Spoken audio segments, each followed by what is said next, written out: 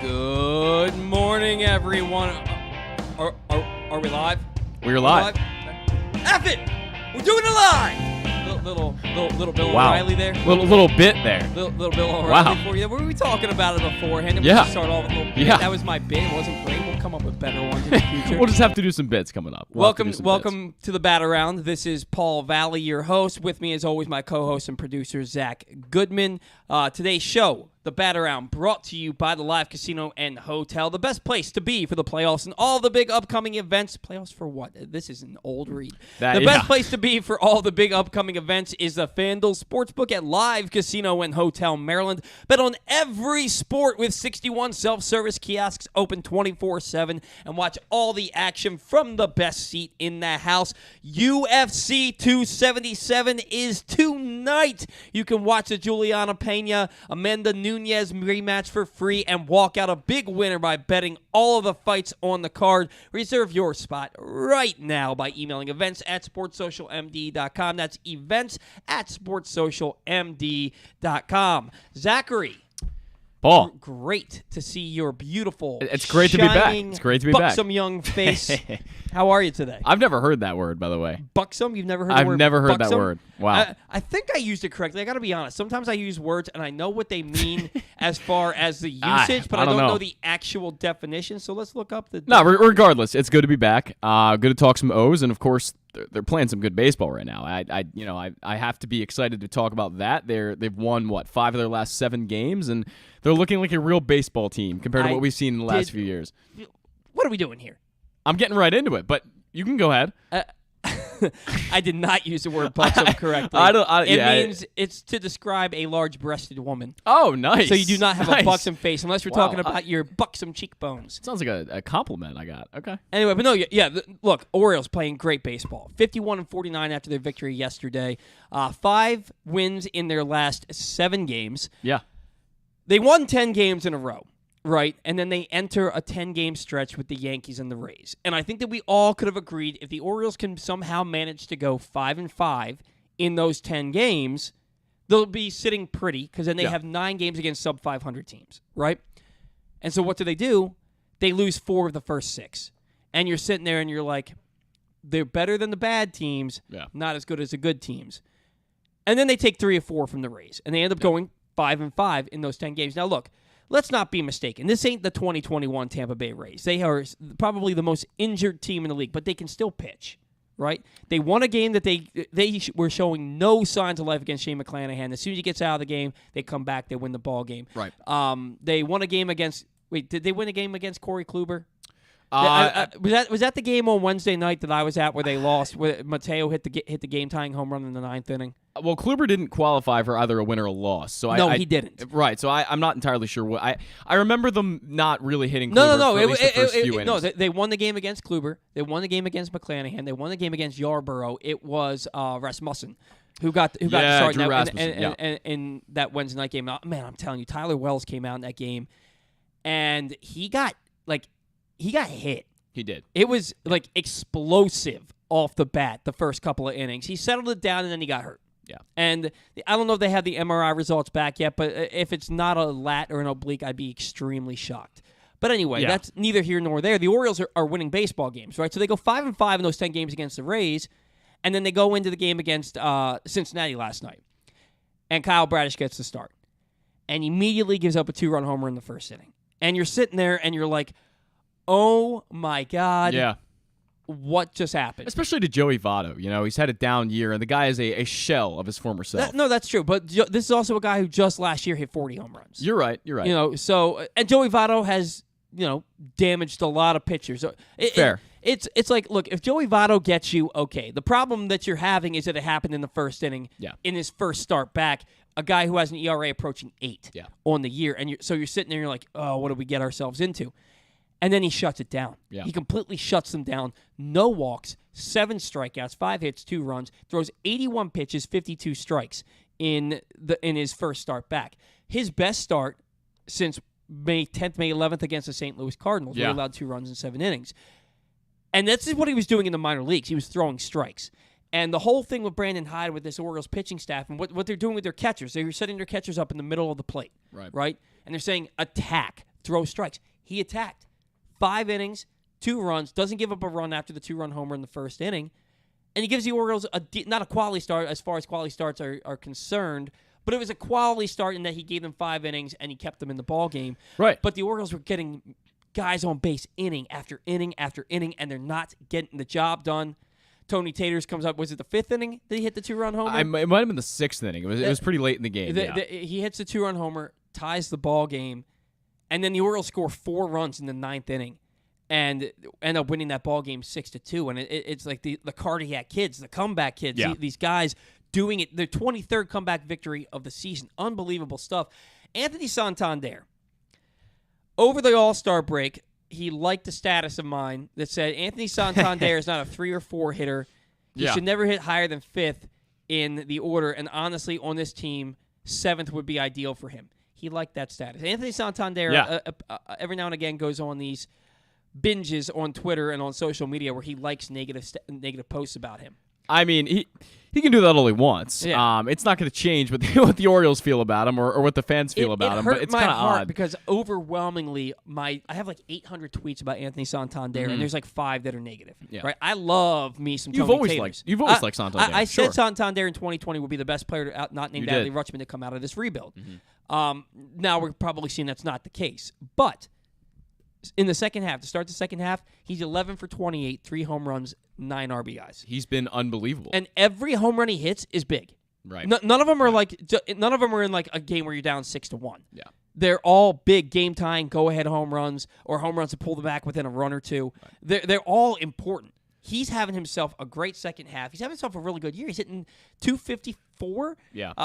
18 home runs. He's got a team leading, 55 RBI, something like that, 54? Right, and I wouldn't have said that a month ago. I wouldn't have said he's having a great year because he wasn't getting on base at that high of a clip, and he has walked more this year, which I'll give him a lot of credit for. Clearly, whatever they did in spring training, I think it was with the medicine balls. We talked about that a little bit. They did it with Mountcastle, too. We're going to get into him right, in a minute. and Santander's been able to walk a little more. That was one of his key drawbacks, and that's one of the reasons that we've kind of been campaigning for him to be traded for a while, and I'm not going to really change that opinion. I'm not going to say, and we're going to talk about that, obviously, in Orioles banter coming up here, but I'm not so, this stretch for 11 for 28, and he's played well. I'm not really changing my opinion of from the broader spectrum of Anthony Santander.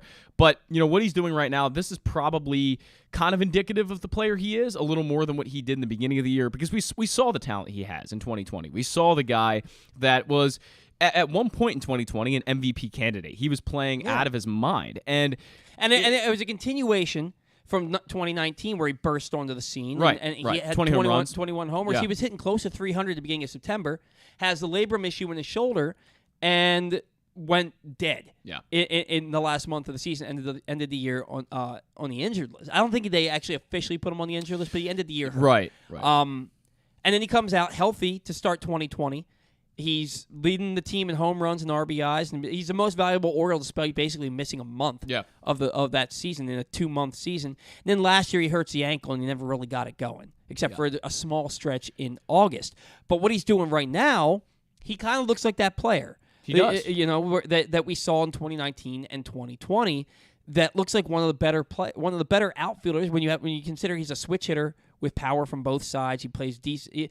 The Orioles. He's taken them from I think it's a -3 -3 defensive runs saved to like 2 defensive runs saved. In right field. He's surprisingly good out there because he's an okay athlete. I wouldn't rank him as one of the better athletes even on the team, but he gets around enough out there to be okay. Here's the thing: he's in tremendous shape. He is. He's a strong guy. If you look at the guy, he is a rock. Yeah. He's in tremendous shape. Maybe he's not the fastest guy. Maybe he's not the most agile guy, but he's athletic. No. He's an athletic guy. And look, he's doing his part. He's shoving it in my face. He's been batting 3rd or 4th the entire all these games in the second half, and he's 11 for 28 with 3 home runs and 9 RBIs. So he's 8 RBIs. Excuse me. He's doing his part. Another guy doing his part. Adley Rutschman hitting out of the 2-hole again last night. 5 games in the 2-hole in the second half of the season. He's 5 for 16 with 5 walks. So he's 5 games, he's on base twice. I mean, every game. This is what we expected, right? Like when we talked about at the beginning of the year, especially from opening day on, about what we're going to get out of Adley Rutschman this year. This is kind of what you expected. That run producer, that guy who's in the top of the lineup, and not the guy who's batting 6. Although he'll continue to do that, I think, against against left-handed pitchers, because he is a little bit worse from the right side. But this is a guy, when batting in the 2-hole, is a run producer. He's a guy who makes things happen. He gets on base. This is a seriously good player. This is the person that has probably been the best player on the Orioles for the past 2 or 3 weeks, and I think that's kind of what we expected him to be. I mean, you've seen Ryan Mountcastle in a bit of a slump here. You've seen Austin Hayes in a little bit of a slump over the past few weeks as well. Rutschman stepped forward and been that guy who's been on base constantly, whether it's a hit by pitch or whether it's a walk or whether, of course, it's a hit. He's getting on base, and that's the important part. And that's what the Orioles need him to do, and he's done it. Absolutely. And I said it the other day, and real quick, he was Rutschman from the right side to start the year. I think he was 6 for 45. Yeah. To start the year from the right-hand side. He is 3 for his last 6, batting right-handed. 3 for his last 6. And he's been getting on base more, too, from the right side. I think that it was such a small sample size. Yeah. Literally about a third of his at-bats were And he hit a ball in Camden Yards the other day that would have been a gone home out. run and basically 29 other ballparks. It was 29, right, exactly. So that's again, indicative of what the guy can do. Right. And I'm watching him the other day when Arias hit the 2-run homer, right? And he comes up, and all you need out of him is a guy to get on base, right? You need him to get on base. And I don't think it was when Arias hit the 2-run homer. I think it was a different game, but it sparked a rally. And I'm watching him, and I'm like, this dude just needs to get on base. Right. That's all he needs to do. It was on Wednesday night. It was on Wednesday night. He comes up to the plate. I'm like, the Orioles are down right now. He needs to get on base. And he works a 3-2 count. He's fouling off a couple of pitches, and then he takes a walk. Yeah. And he was down in that count, I think, 0-2. And I'm just sitting there, I'm like, man, this guy is special. He's special. He's 24 years old. He's played 53 big league games. Yeah.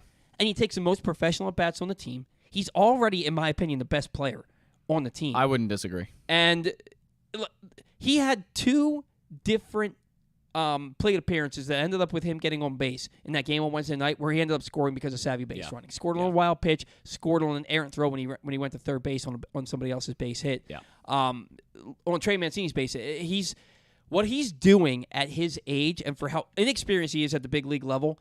It's impressive, and it's crazy because you're just scratching the surface. And his IQ is off the charts. This guy knows baseball in and out, and he's got such an incredible knowledge of the strike zone. His discipline is among the best I've ever seen out of an Orioles player. And this is a guy who can work a walk in literally any count. He can get down 0-2 and still work a walk. I mean, We've seen it a number of times. He's done it a number of times. And he's probably, he didn't start the season with the Orioles, obviously. It took him a few months to come up, but I imagine he'll be near the walk leaders at the end of the year, because this is a guy who just knows how to get on base. I think he's already one of the team leaders. It might be second in doubles. Right. In doubles. He's been killing the ball, extra base hits, walks. And this is the guy we expected to see. And the baseball IQ, his framing, his ability to block the ball, his knowledge of what base to throw to at all times, these are all the intangibles that make Adley Rutschman. It's not just about the bat. It's not just about the glove, but it's about the baseball IQ. And I think that's why they felt so comfortable taking him number 1 overall, because they knew he was so special in all those categories. He's a rookie.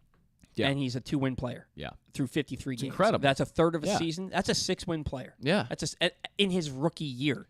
Right. He's only going to get. We're talking who about got a guy, off to a slow start too. Right. We're talking about a guy who is going to potentially be an MVP candidate, maybe as early as next year. Yeah. How good he's a perennial All-Star. Sure. There's not a doubt in my mind. This guy, he could be hitting 240 at the break next year, and he's going to be an All-Star. Yeah. Next year. He's going to be among the best catchers regardless, right? I mean, just because of his defense, this is a guy who will always be among the best of the catchers, just like Matt Wieters was. Mm-hmm.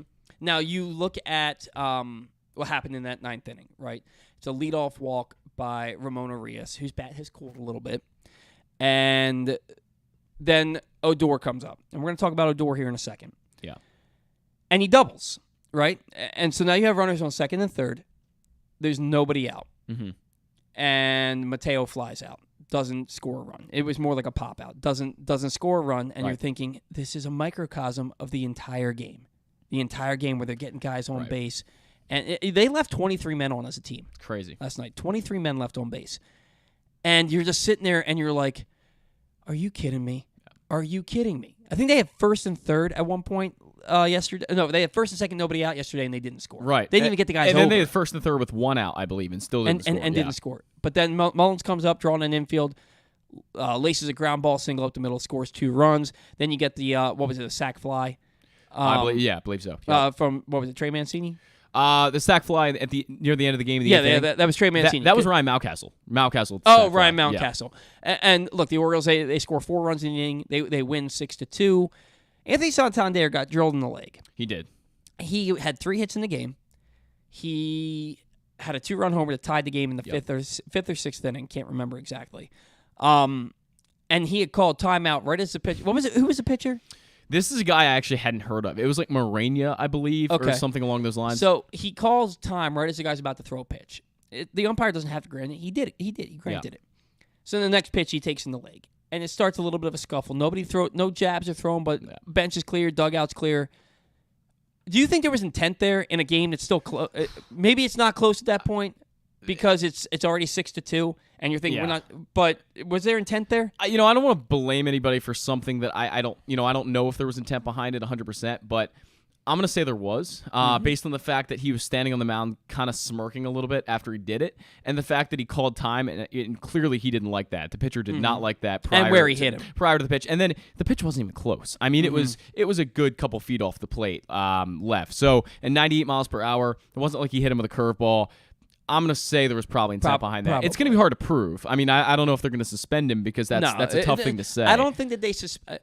The only time that I remember somebody getting suspended for something like that was when Cole Hamels hit Bryce Harper in the butt. Right. Or maybe it was in the back. I think it was in the back in his rookie year. Right. I mean, and he basically said he's a rookie. He's got to earn his spot in this league. So he basically said, I did intentionally, and then he got suspended for a game or something like that. I don't think that this pitcher gets suspended for that. Right. If it caused punches to be thrown, if Santander comes up and punches him, then that's a whole different story. And we've seen that happen this year already with different guys getting hit and then punching each other.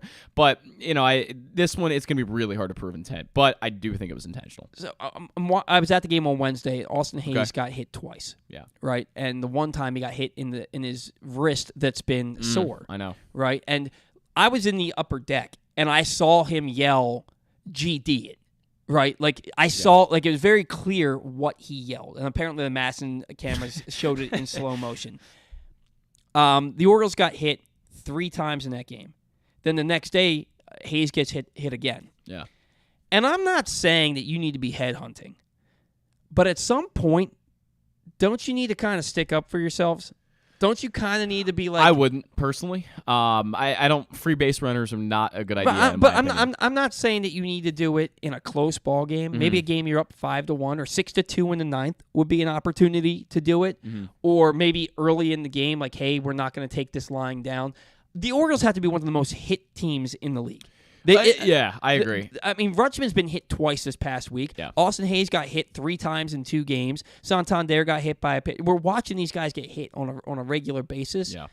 And I don't think that every team is throwing at the Orioles, but at some point you got to say, "Hey, look, we're not the Orioles of yesteryear. We're not taking this anymore." And you got to. Again, I'm not saying headhunt, but let them know, look, if you're going to throw at us, we're going to throw right back at you. As far as Austin Hayes goes, he's always stood very close to the plate. He kind of hugs the plate when he's hitting. So, you ever play MLB The Show? Yeah. He is on the plate in his batting stance. Exactly. So anyway. And I think that's kind of it's realistic compared to what he does in real life. And he stands very close. And when you're a pitcher throwing 98 like the guy last night, sometimes it gets away from you. I get that. You're not always going to be perfect. And a lot of guys are throwing harder and harder these days, and it's a little harder to control, especially when a guy's right up on the plate like Austin Hayes is. So for him, I maybe see some excuses there of why he gets hit a lot, because he's always gotten hit. If you look back in his career since 2017, he's gotten hit many times. But Santander is a guy who doesn't really stand that close to the plate, and he has an open stance, meaning that half of his body's kind of angled away from the plate. So, you look at guys like that, and Rutschman is the same way with the open stance, so it starts to get a little more confusing about why these guys are getting hit so much. It does seem like it happens all the time, but look, I don't care. As long as they're not hurt, it's a free base runner. I'll take it all day. Fair enough. You mentioned Mountcastle and Hayes. They combined to go 1 for 9 last night with 2 strikeouts, 11 men left on base. Mountcastle did have the sac fly and a walk, I believe. Hayes had the one base hit. These guys aren't hitting. No. These guys aren't hitting. I'm going to read off to you some numbers. Ryan Mountcastle in June /297, 345, 614. In July, 190, 231, 298. He hasn't homered in 4 weeks. Yeah. Austin Hayes in April, 293, 376, 467. In May, 299, 355, 443. 250, 284, 510 in June, but 6 home runs, 23 RBIs. Yeah. 205, 267, 308 in July, 1 home run, 2 RBIs. Yeah. Ryan Mountcastle's in his 3rd season. Okay, now look, it was a truncated 33-game sample size in 2020, but he looked fantastic, right? He looks like he's regressed. The pitches that he's chasing, he's not. He had the same medicine ball routine in spring training that Anthony Santander did. Santander is getting on base. Ryan Mountcastle is still chasing everything under the sun. Yeah. And I'm watching him in that game on what's today? Saturday? In that game on Thursday against the Rays, I watched him take a pitch right down the middle for strike 1, and then swing it at the next pitch for strike 2, high and tight, nowhere near the strike zone. Yeah. He's constantly chasing pitches. And this is a guy whose batting average is as high as 281 at one point this year, and he's all the way down to like 252. Yeah. Hayes was up to 286 at one point, and he's down to about 254. Yeah. Yeah. What is happening with these two guys that... And look, I think that they'll get back to where they were at some point. The Orioles are winning in spite of them right now. Not in spite of them, despite them right now.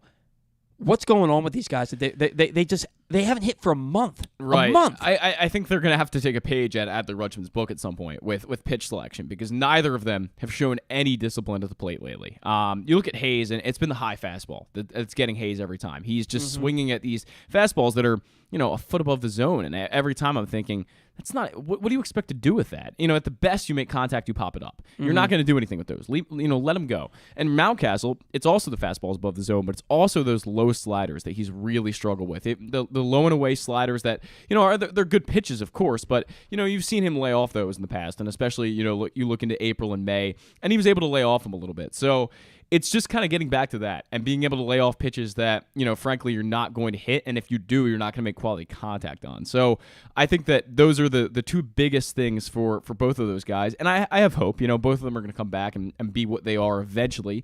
But the Orioles could use it to happen sooner rather than later with those two guys, because they're really important players, and they're two of the most they hit in the heart of your order. Right. They're two of the most important players every night in your lineup, and you got to have them hitting. And if they're not hitting, you see games like last night where a lot of guys get left on base because they're generally 3 and 4 in your lineup. What Mountcastle really needs is a tank shot. Yeah, he needs one where he just barrels it up and hits it about 440 to left field. That's what. And Hayes, he needs a gapper. Yeah. He needs one to the right center or left center field gap to get back. Oh yeah, that's what this feels like, because they don't know what it feels like. They've forgotten what it feels like to square one up because they haven't done it in so long. Right. I mean, Hayes, his home run this month came on July 3rd. Yeah. Mountcastle hasn't homered. I'm sorry, that was Mountcastle's home run. Hayes' home run came on July 11th, I believe it was. He hasn't homered in 3 weeks. Mountcastle hasn't homered in 4 weeks. Yeah. Neither one of them are driving in runs. And they hit in the heart of your order. Orioles are winning because they're getting great pitching. Their bullpen has a 2.99 ERA, which is just bananas. Yeah. Right? And Adley Rutschman's getting on base a ton. Arias has gotten hot, but he's cooled off a little bit. No hits in his last 3 games, which kind of screwed me. Intake to Rake, bastard. Cedric Mullins. He didn't win. He didn't win? Who won?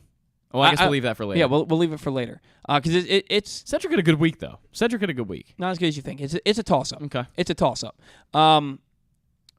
Before we get to Stan, special moment on Thursday. Mo Gabbard at the ballpark. It's potentially Trey Mancini's last game at home as an Oriole. A lot of us are hoping he doesn't get traded, and I've been back and forth on this literally all year. Mm-hmm. And you come back to the value that you're going to get in return is not as great as the value he has to this team, even for the rest of this year. Yeah. Right? He comes up in the bottom of the 8th inning on Thursday with Austin Hayes on first base. And he hits a fly ball to right field. Routine fly ball.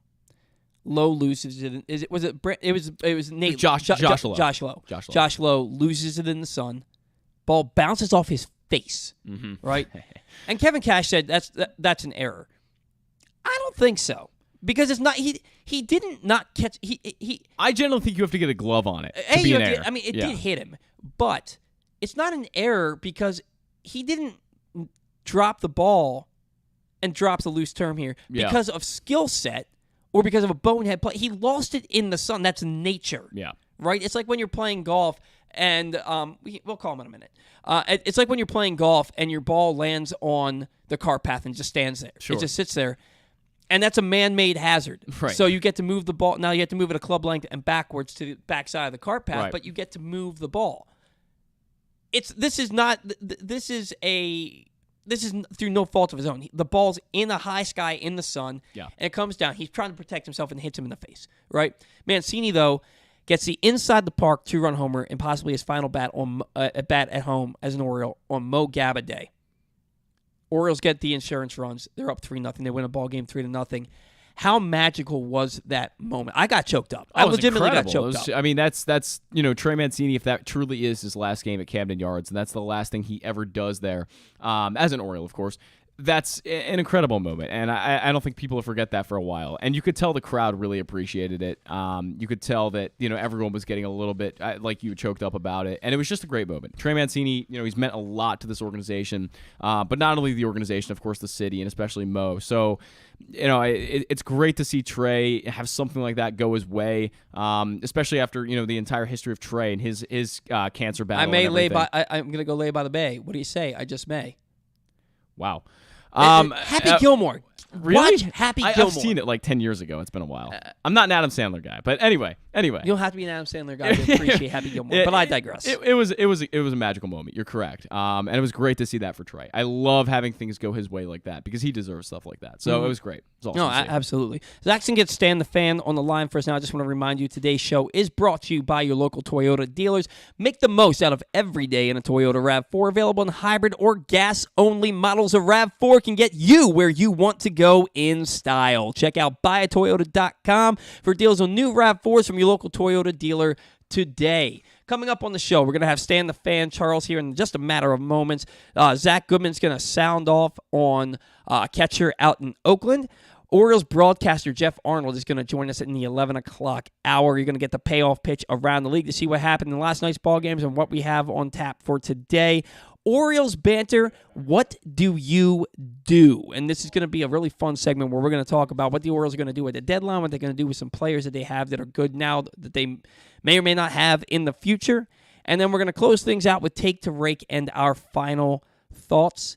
But right now, on the line with us here from our new studios in Towson, we have Stan the Fan. Charles, Stan, it's Paul, it's Zach. Good morning to you. How are you? Good morning, guys. How you doing? Doing really well, a lot better because the Orioles are 2 games above 500 and they're playing some damn good baseball. Stan, 16-5 in their last 21 games. They win last night for the 5th time in 7 games, 6-2 over the Reds. Kyle Bradish, 5 innings pitched. He gives up the 2-run homer in the first and nothing else. Stan, the important thing that I saw, he was pitch efficient, 81 pitches, 52 strikes in those 5 innings, and no walks to go along with those 7 strikeouts. What did you see from Kyle Bradish last night? I saw what we saw when he first came up, a really lively fastball. And when used right and when he could control it, his curveball really pivots off nicely off of that. I thought it was a real plus performance for him. No, and it's certainly something that helps the Orioles, especially after losing Tyler Wells to the IL with that lower back. Do we know? Have you heard anything yet about what this injury is exactly? I have still not heard an exact definition of it. I've heard that it's a lower back discomfort, but it has not been pegged as an oblique. It's funny. I've been in the clubhouse a couple times. I look at him. He's a massive guy. He's like 6'8". And he looks like he's in really good shape, but his gut is a little massive, Mm-hmm. and I just wonder how tight he keeps his gut, Yeah, and his could core be strength. something like a strength.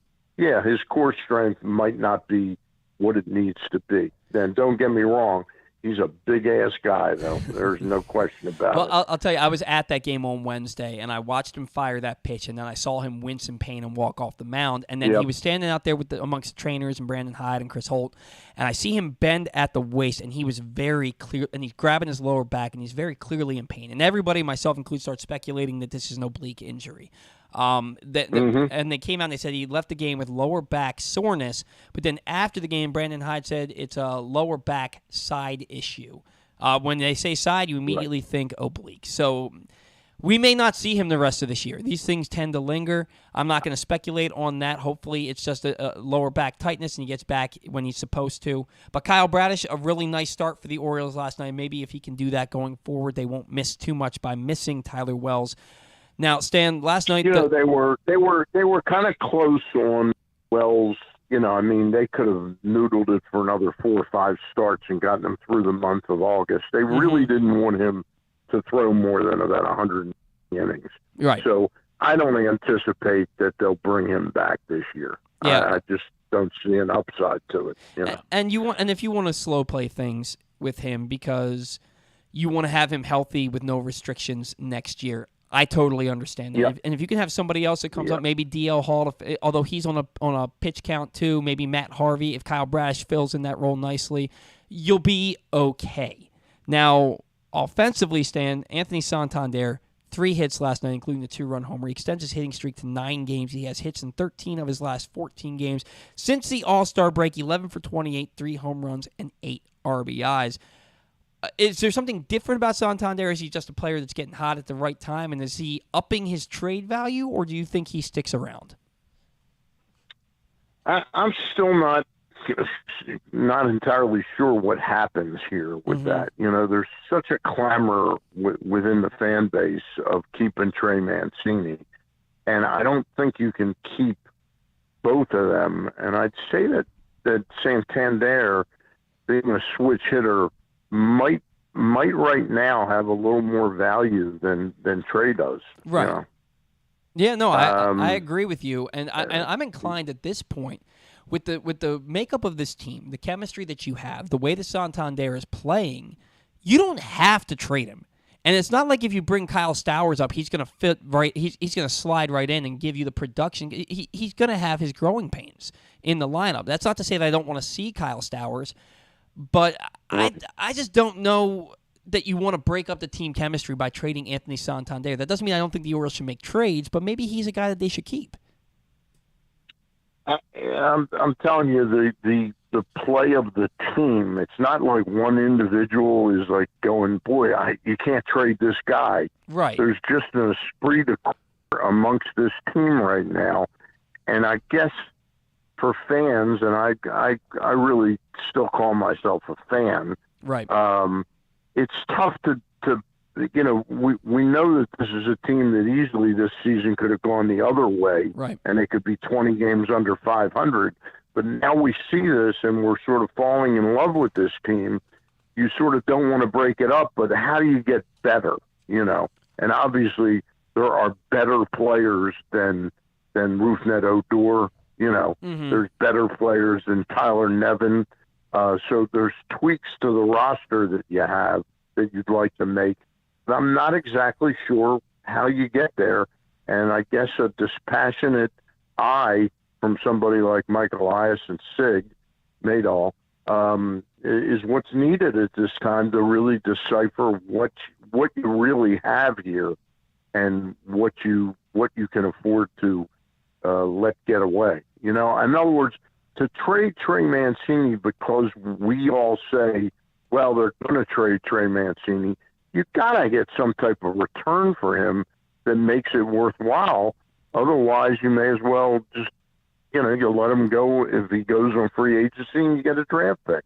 And it's not like this is Manny Machado entering free agency. Like Trey Mancini is a good player, and we love him here in Baltimore, but it's not like you're letting the cornerstone of your franchise walk away in free agency. It's a 30-year-old DH first baseman who is probably on the downward slope of his career at this point. So if you don't get anything back, for him, that's not necessarily awful. I don't think that it's so awful that you don't want to hang on to him for the rest of the year and see what he can and let him be part of this for the rest of the year. I'll tell you the most intriguing idea was what I've read that Ken Rosenthal wrote the other day was a Mullins trade to Houston for this pitcher Jose Urquidy, yeah, Urquidy.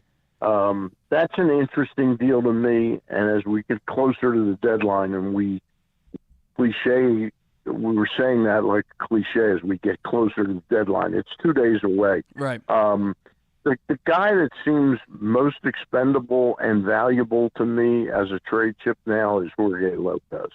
Okay.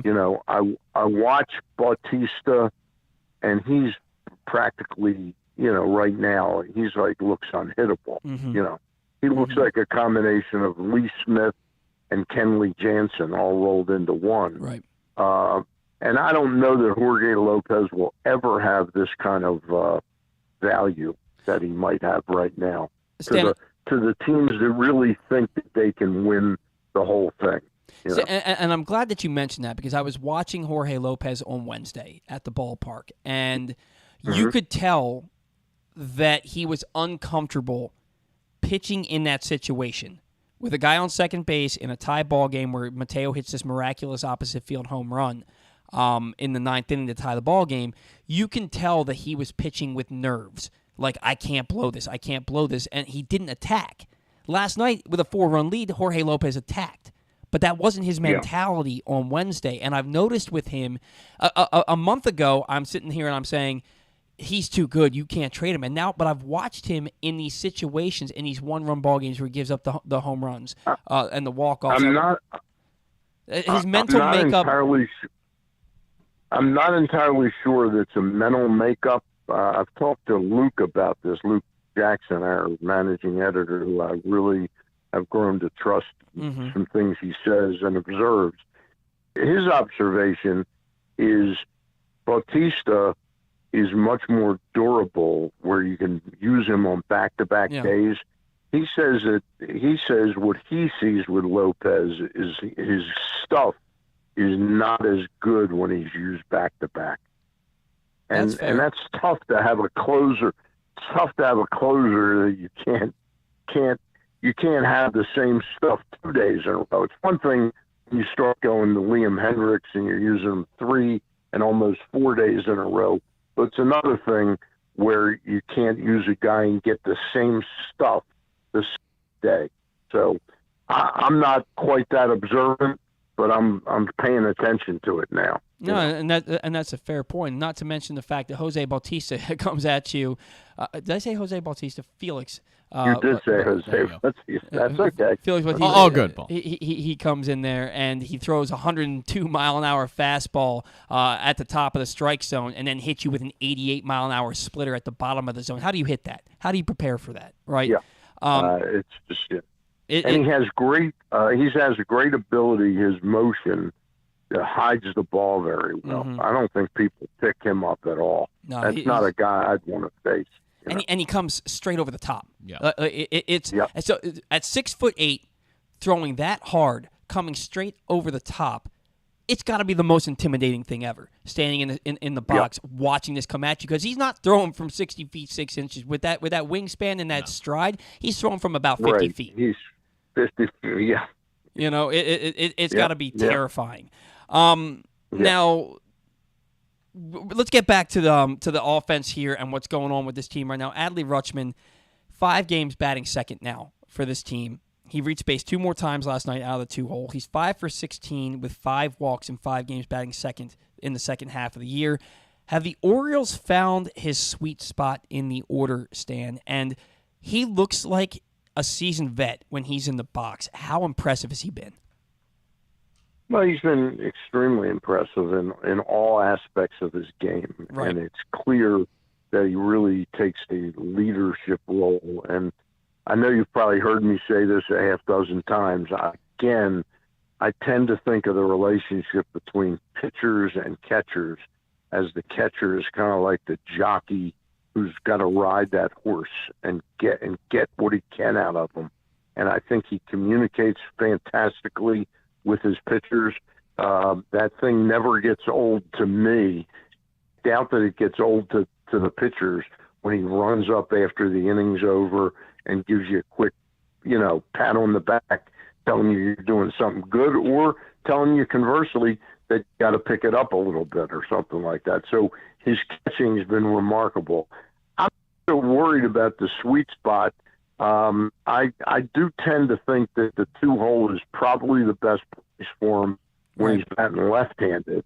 But late in the game, I'm not so sure. I still wouldn't rather have him come up even batting right-handed than some of the other people in that position, because he's going to give you a tough at bat from either side of the plate. He really is a patient hitter, and a lot of good things come to those who are patient. And Stan, it's been a really small sample size from the right side of the plate, but he's 3 for his last 6 batting right-handed, and one of those outs was that deep fly ball that would have been a home run in any ballpark but Camden Yards the other day. So the bat's coming around from the right-hand side of the plate. I think Adley Rutschman is, like you said, he's taken on a leadership role on this team, and I really thought that him running out to the pitcher after every inning wasn't going to play in the major leagues. I thought that was going to get old quick, but it does. The pitchers, I think they love him, and he's clearly a team leader this early in his career. And I've said it a couple of times, you're just scratching the surface with him. Yeah. If folks haven't read the cover story that Luke did back in June on Adley Rutschman, and it was entitled "It Takes a Leader," it talked about what impact. Forget his offense. That's gonna play. He's gonna be a really solid offensive player. He's gonna be a much better version of Matt Wieters. Maybe not quite the power, but he'll be more consistent and be more of a contributor than Wieters, because he runs much better than Wieters. But I urge people to go on our website, PressBoxOnline.com, and look up the cover stories and look up that story. It's a really terrific job that Luke did on that.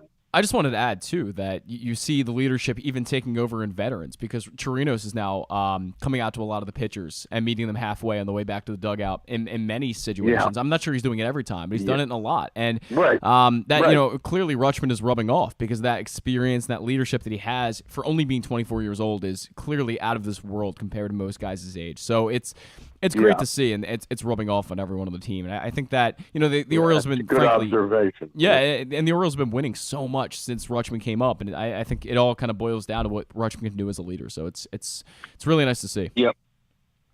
Now, Stan, I put in the notes, so I'm sure you saw. Hayes and Mountcastle combined to go 1 for 9 last night. 2 Ks, 11 men left on base. They've both been off for the last month.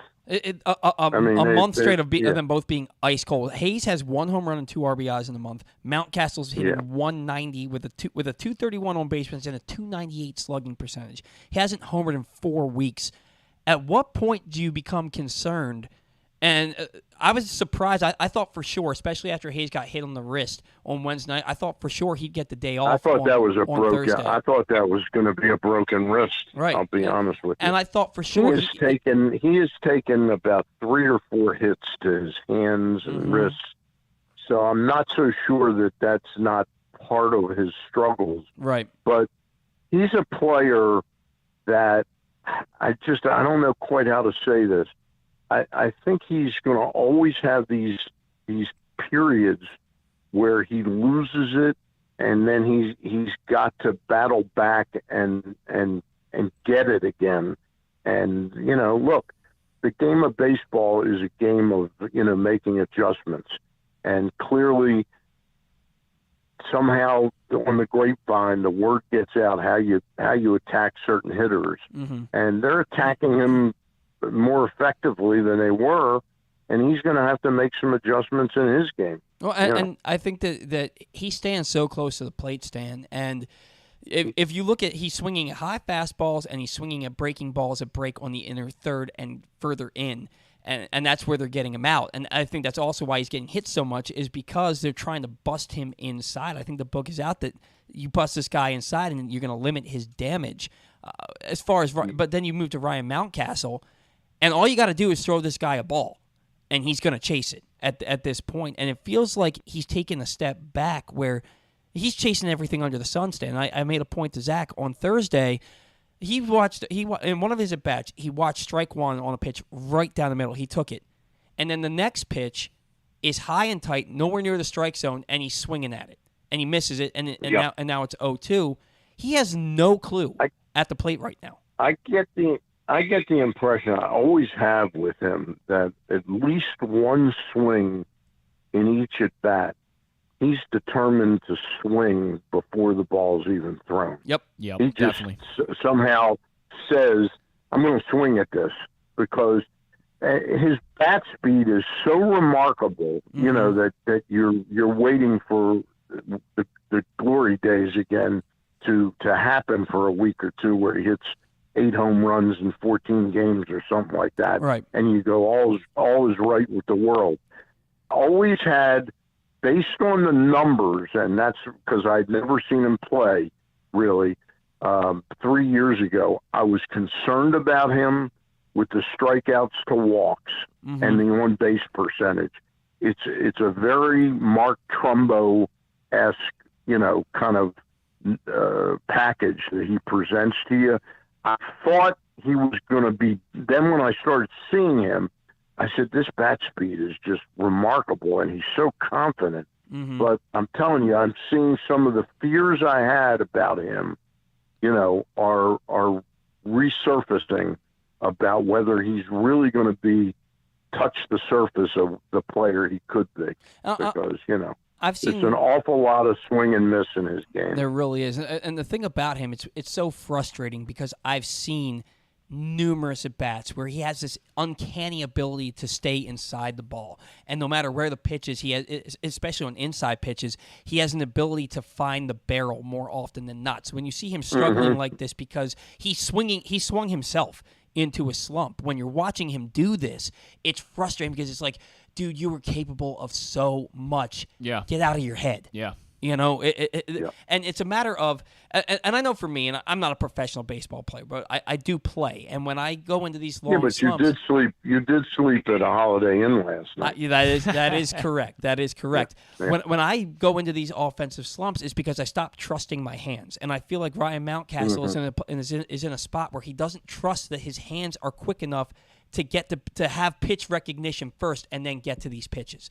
And it's just one of those things. That's an interesting point, because it's definitely, you and I are saying different things, but it gets back to the fact that he gets himself out. He makes it too easy on the pitcher, and that's a bad thing for somebody who's got that much talent, to get himself out. Right. He doesn't. You don't need to throw him a strike. Adley Rutschman forces the pitcher to get him out.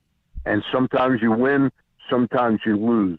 It feels like 2 at-bats a night, Ryan Mountcastle gives up the at-bat by just acquiescing to swinging at whatever the guy throws. Yeah.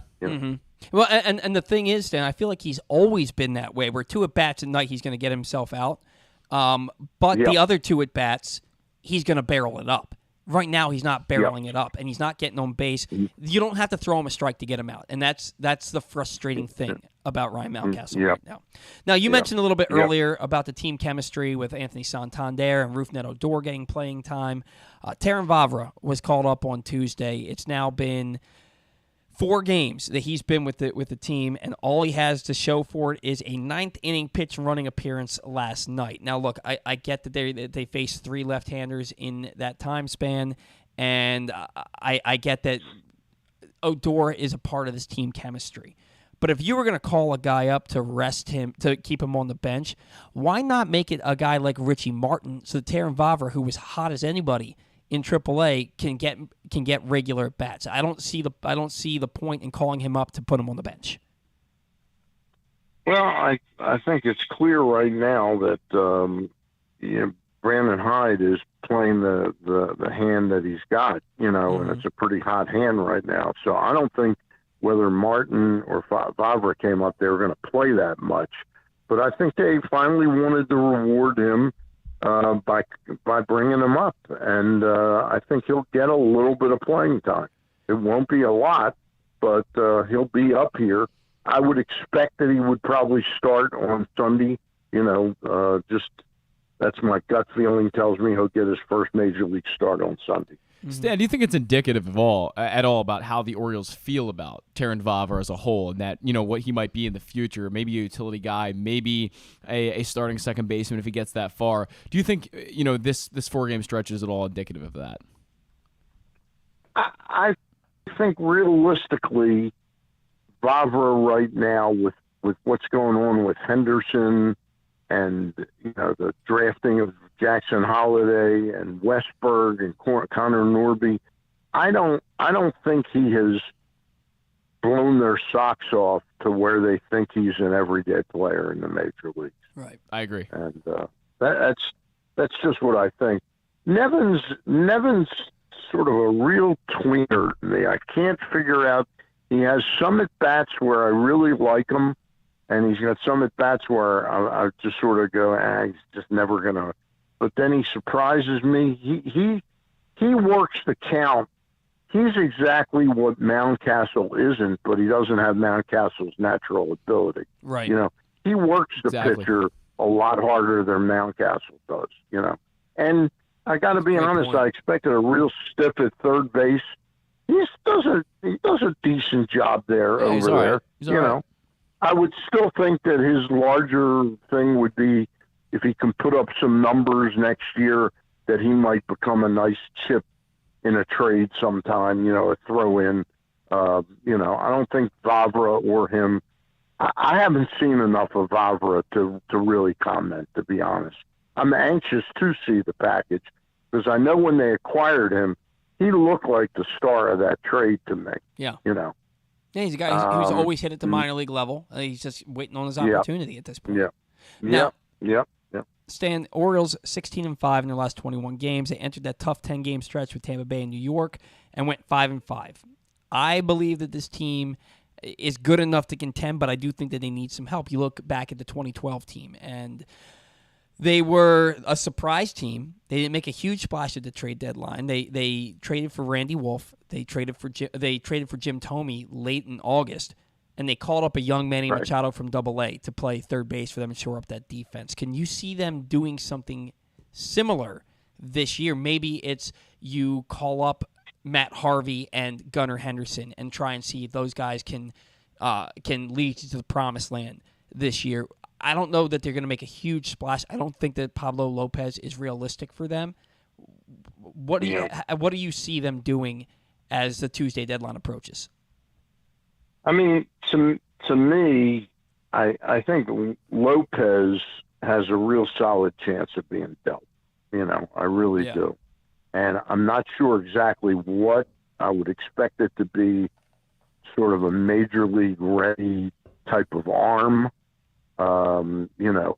starting pitcher with maybe some other type of younger, arm coming back in the deal, Yeah. This trade yesterday was kind of a very interesting deal. The Mariners acquiring Luis Castillo, getting up 3 top 5 prospects. They got 3 really good players in that deal, Cincinnati, and the interesting guy. First of all, the stud in the deal may be the kid Edwin Arroyo. Mm-hmm. He's 19 years old. He's an A-ball, and in 87 games, he's hitting .316. He's scored 76 runs, has 13 homers, 67 RBIs, and 21 stolen bases. And he's not the supposed star of the deal. The star of the deal is supposed to be Noelvi Marte. And I studied it. I can't find any relationship between him and Cattell or Starlin Marte. Mm-hmm. And then I saw one thing wrote up that Starlin Marte and Cattell Marte are brothers, but then I saw something that specifically said they're not related. So I know that it doesn't appear Noelvi Marte, who's going to the Cincinnati Reds, is any relationship to either of those Martes. He's a real legitimate prospect, though. Yeah, they got Dominican kid. They got 3 of the Mariners' top 5 prospects in that deal. Luis Castillo going to the Mariners. And the Mariners, look, they won 14 games in a row, and they're 3-5 in the second half, all 5 losses to the Astros. And I think that this is and they lost that game yesterday 11-1 as they're making that deal. And you're looking at it, and you're saying, is this the move that they felt like they needed to do, A, to get into the playoffs, but also, B, to contend with the Astros? Because you can feel as good as you want, but if you're still the younger brother to the Astros in your division and he's continuously beating up on you, it's going to make you feel some kind of way about your team. You're essentially the Astros pitch. There's no question about it right now. They really did not measure up well to the Astros, and it's unfortunate Robbie Ray, who's the reigning Cy Young Award winner, has had 2 just awful starts against the Astros. Yeah. So you wonder if the Astros are an incredibly tough team to pitch to. I mean, there's just no end to it's seemingly no end, but they'll make a deal and get even better. The Astros, they're not sitting by. Yeah, they're not. I am surprised.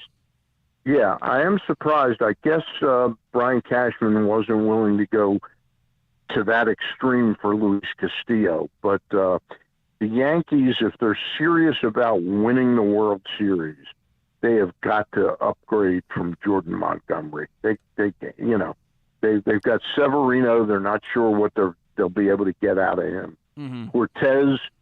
Cortez, Tejon, and Garrett Cole are pitching very well. Cole, as a matter of fact, is a little bit the suspect of those 3. Right. The other night when he had that lead, was it against Kansas City? It was last night against Kansas City, yeah. Yeah, and then he just all of a sudden you turn around. Maybe it was a start even before that. He just hasn't been real strong. Well, his start to get another starting pitcher. His start before that was against the Orioles, and they had a 3-run 6th inning off of him, or a 3-run 5th inning. That's right. Yeah, that's what it was. Yeah. Stan, what do you got?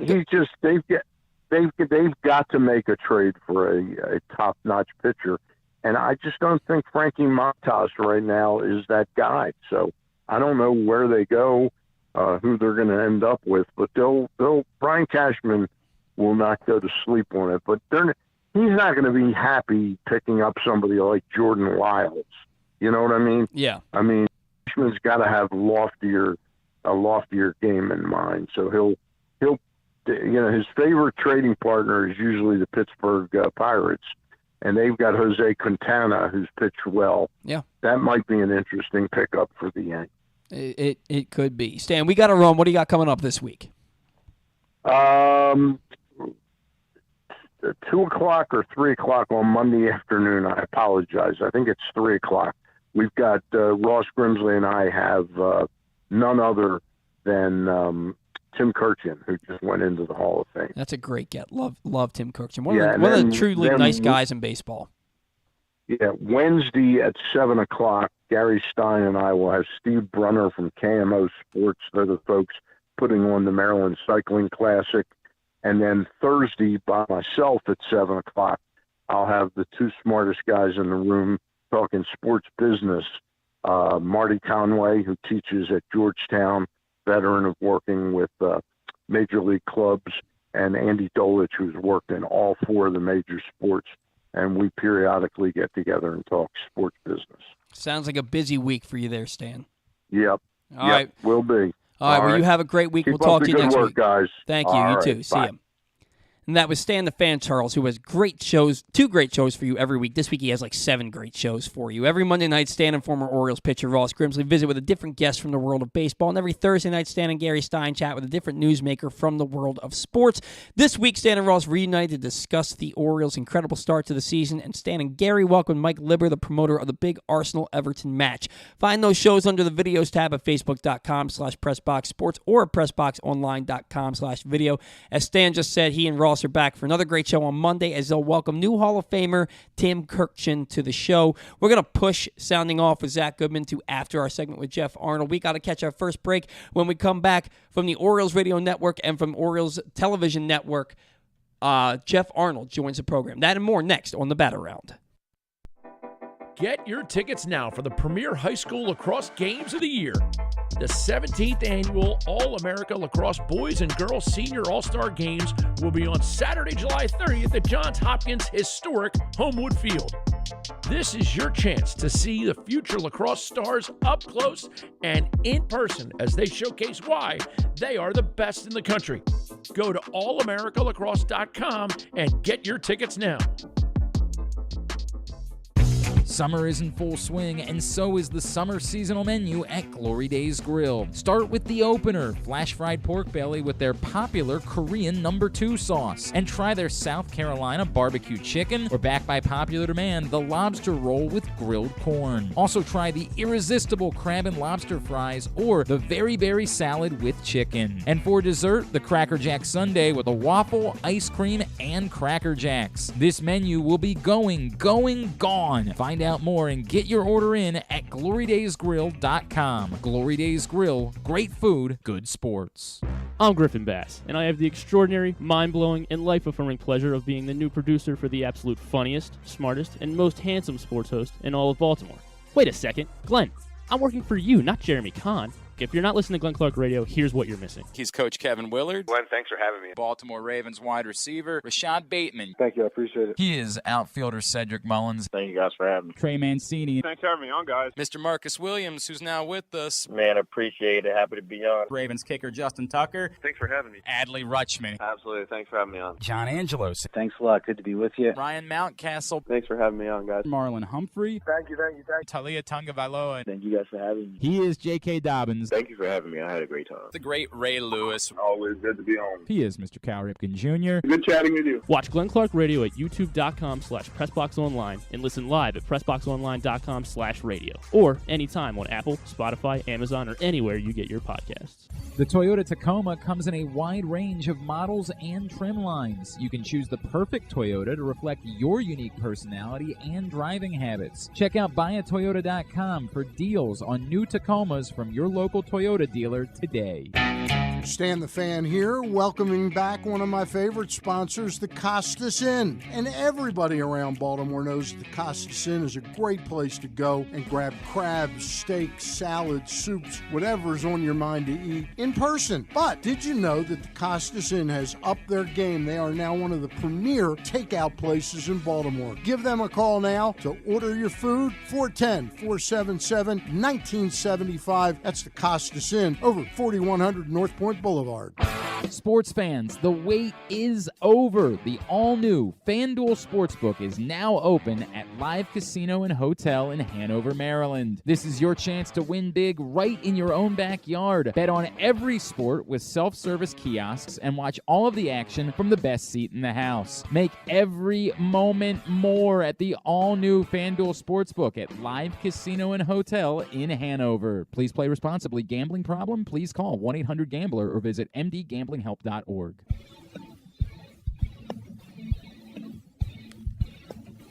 All right, welcome back to the Bat Around, into hour number 2 of the program, which is brought to you by the FanDuel Sportsbook at Live Casino and Hotel Maryland, which is the best place to be for all the big upcoming events. You can bet on every sport with 61 self-service kiosks open 24/7 and watch all the action from the best seat in the house. UFC 277 is tonight. You can watch Juliana Pena, Amanda Nunes rematch for free and walk out a big winner by betting all the fights on the card. To go and email events@sportsocialmd.com to reserve your spot right now. That's events@sportsocialmd.com. Joining us on the show today from the Orioles Radio Network, and he does some television broadcasting too. He is the one and only Geoff Arnold. Geoff, it's Paul, it's Zach. Good morning. Thanks for taking some time for us today. Good to be with you guys. You were on the call for Trey Mancini's Inside the Park home run and possibly his final home at-bat of his Orioles career. First and foremost, what was the emotion of the moment like for you, Geoff? Well, I mean, you think about the day. I mean, it was Mo Gabba Day, so that obviously comes into play. And then it's, we all know kind of what that was, and you're just looking around at Camden Yards, and everybody else does too. And then he hits a lazy fly ball in the right field, and you're just like, oh man. And then you're looking at Lowe's reaction because he can't find it and hits him in the face, and then it caroms away, and you're just like, this is ridiculous. I mean, based on where he was, Roman Quinn is trying to come over and get the ball, and Hayes scored. And, what was really funny about that play, too, was the guy who was on base was the last one who hit it inside the park home run. And the guy that was fetching the ball was the guy that dove, and it got past him. And that was Roman Quinn in Philly, insane. And that allowed for Hayes to go all the way around. I know it's insane on many levels. And then Trey has talked about, he's like, when I was growing up, I was kind of a pudgy kid, and speed's never been a part of my game. And then he comes all the way around. And then on the throw home, Renee Pinto is there, and it's like the throw beat him by quite a bit. But, like, Renee Pinto couldn't tag him for whatever reason. Like, and I was saying this to Kevin Reed, our producer engineer. It's like, and on a play like that, you expect the home plate umpire to give, like, some emphatic, like, safe sign or whatever that he got in there. And it was kind of a regular safe sign. And I'm like, that's really bizarre. And when I watched the replay, I'm like, it's almost like Pinto forgot, like, his feet got tangled up as he's trying to tag the guy. So it was a weird and bizarre and incredible play on so many levels. I was just shocked. And I was just like, could broadcast baseball for the next 30 years, and I will never see something like that again. And I certainly believe that Mo Gabba was a part of that. I mean, Mo, you could hear, and I said it after I finished the call. It's like, and somewhere above, Mo is laughing and smiling because, that is a play, and that is something that in that final at bat, if it is, there's no doubt that Mo is a part of that. Did we ever find out if Josh Lowe was okay after that play? I mean, that ball bounced. You saw how far it bounced, and it hit him in the face. I know. It's just one of those things where everybody's excited about the inside the park home run, and rightfully so, but a man just took a fly ball off his face that was hit at 93 miles an hour off the bat. I hope he's okay, but glad with the results from that play. Now, Geoff, in your heart of hearts, do you believe this was Trey's last home at bat as an Oriole? It's hard to say. I mean, it's just I think that, you're past the rebuilding mode at this point. Right.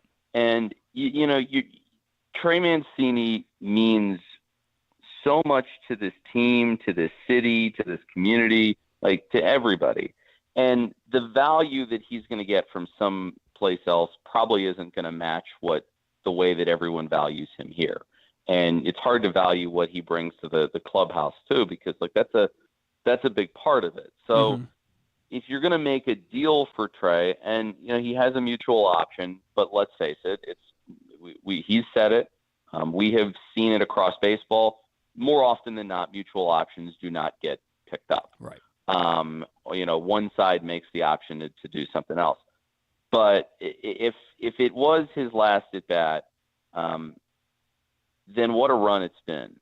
Yeah. Guy that came up through the minors, and he was talking about how back in Aberdeen, he just was like, man, these people really support us. And then he comes up through the Orioles minor league system and kind of going level by level and getting a glimpse as to what it's like in each spot, and then getting up here and having a taste of what winning is like, and then going through the dark days, and then having the cancer diagnosis, and then all the different things that he's done to support people and lower the screening age, and come back, and you're comeback player of the year, and you play a ton of games, second most number of games on the team, and then you go into this year, and the numbers are much better. Imagine if he played at Great American Ballpark, which is where the Orioles are right now. I think he'd have 24 home runs. So I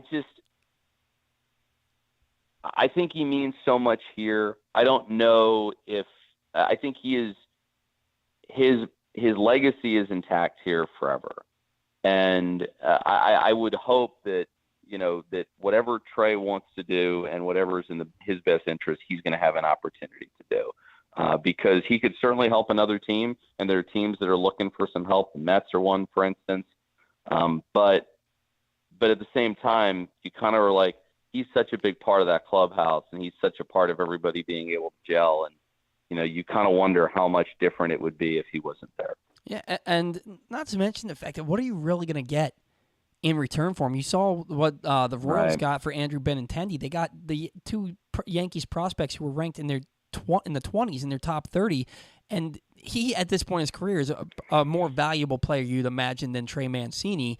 What is Mancini really gonna get that's gonna be worth you giving up somebody who's been the heart and soul of your team for so long?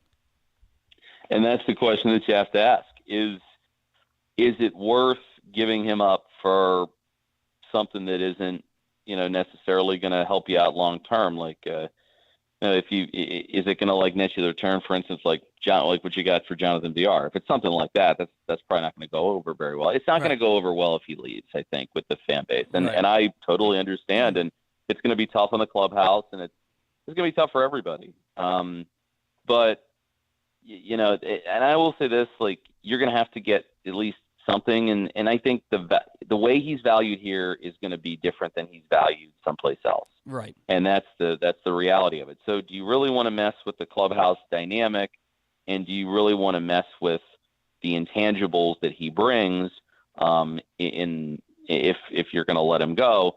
And plus, we're kind of past, as I said, the rebuild phase, and you're not in talent acquisition mode anymore. We're past that point. It's now about trying to figure out how to make your team better, and you can understand, like, there's a mutual option on the table. They're rarely picked up, but I don't know. I mean, I think if you just traded him for some guy who's in the bottom of a prospect ranking list or someplace else, it likely wouldn't go over very well. But Mike Elias has his plan, and he kind of knows, I think, what he wants to do, and it's going to be about, can you find a trade partner, if there is one out there, that is going to make the most sense, where you're going to get something back that you want in return. And here's the other part of it. You remember last year with Paul Fry and Tanner Scott, and I've talked about this before, where you wanted certain things and you didn't get them, and so you didn't move them. I do think that you just, because of what his impact is, both on the field and off the field, you're going to have to get something decent.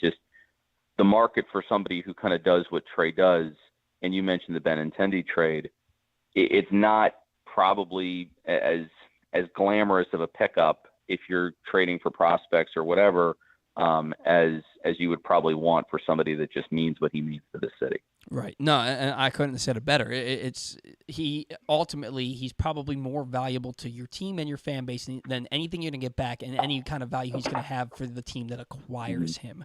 Now, you've said it a couple of times. You're past the rebuild point past the rebuild part of this whole thing, and now you're becoming competitive, and you're in a position where you're looking to improve. You're looking to continue to get better and maybe ride this wave. The trade deadline, Jeff, is on Tuesday. And the Orioles, there's Trey Mancini, there's Anthony Santander, Jorge Lopez, maybe another bullpen piece, maybe Rougned Odor, Jordan Lyles. What do you do at this deadline? Look, you start a 9-game stretch last night with a win over Cincinnati, where you have an opportunity to really pick up some ground here and really get several games above 500 and put yourself right in the thick of this race, which they already are. What do you do at the deadline to make sure that you're in this the rest of the way? You know what? It's really interesting, Paul, because we were thinking that the 10-game stretch against the Rays, and then you had the All-Star break, and then the Yankees and the Rays, was going to provide some clarity on what you were going to do. And to be honest, it didn't. I mean, you finished at about 500. I mean, you finished at 500, 5-5, and then you went 4-3 over the homestand. So I think that you ultimately have to figure, I think what Mike Elias is considering is, how is this team going to be put in a spot where we're going to be competitive next year and where we're going to be competitive for the years to come. You had another really good draft. You had the number 1 overall pick. You have some exciting pieces that are getting added to your system. You're starting to see players from the international pipeline begin to trickle in and come stateside. And, you have a lot of talent in the upper minors. And remember, we haven't heard from DL Hall yet. Kyle Stowers got a little taste of the major leagues in Toronto. So there's a lot of guys who are knocking on the door, and Gunnar Henderson's having a minor league player of the year type season now at AAA. So you have guys that are right on the cusp, and you're starting to play good baseball. So I think what he's probably going to do is probably stick to the plan that he's had. If you're going to give up somebody, for instance, say like Jorge Lopez, you're going to have to get something, I think, pretty sizable back in return, if that would be a plan. Because Jorge Lopez is not your average closer. He's a guy that can get you 5 or 6 outs when a lot of bullpens can't. You do realize what he means to your bullpen here, but you're probably going to ask for a ton. So to be honest, if I had to take a guess, and I don't have a crystal ball or anything like that, my gut tells me that this team is probably going to look fairly similar now. Then I think the team right now is going to look pretty similar to the team that's going to be there when the deadline passes. Maybe there's a move of Mancini. Maybe Lopez comes in and somebody wows you and gives you a bunch of stuff that you want. I tend to think that probably Felix Bautista is not going anywhere just because of what he can do and just because how controllable he is. You would really have to be wowed, but I don't know. I mean, in terms of adding a piece, it's going to be interesting to see if maybe they approach somebody like a Tarek Skubal, who's a controllable guy. But are you willing to give up pieces in your farm system? What's it going to cost to get them? Correct. And so far, it's been you've protected the guys that you have in your system, and you really haven't wanted to deal any of them away. So I don't know. I think Mike has his plan, and this is a tough spot for him because of just sort of where the team is right now. You're a little bit ahead of schedule. The club has played great baseball, and so we'll see. I wouldn't be surprised if this team right now looks pretty similar at the end of the deadline. And Geoff, I look at this team and I go back to 2012, and it's the same feelings, the same vibes that you had with that team where they're playing out of their minds. They're playing really good baseball. You didn't see it coming. You're kind of waiting for the other shoe to drop. But with that team, it never did. And what they did at the deadline and after the deadline is they acquired a veteran starter like Randy Wolf, who didn't cost you a ton. They go out and they get a veteran player who has that playoff experience in Jim Thome at the end of August. But they call up a young 20-year-old Manny Machado from AA, and he shores up their defense, takes them from one of the worst defensive teams to one of the best defensive teams in baseball. And I'm looking at this, and I'm seeing similarities with a Gunnar Henderson, and maybe Matt Harvey fills that Randy Wolf role. Do you see them maybe calling up Gunnar Henderson and Matt Harvey to kind of supplement this team to maybe continue this wave of good baseball? Or is Gunnar Henderson more of a guy who spends the entirety of the year at the minor leagues because you don't want to rush him? It's two different regimes. I totally get that. Yeah, it's another good question. To be honest, I would imagine that Matt Harvey is up here at some point. You're going to need starting rotation help and depth, and you're in that spot right now where you were shuffling things around.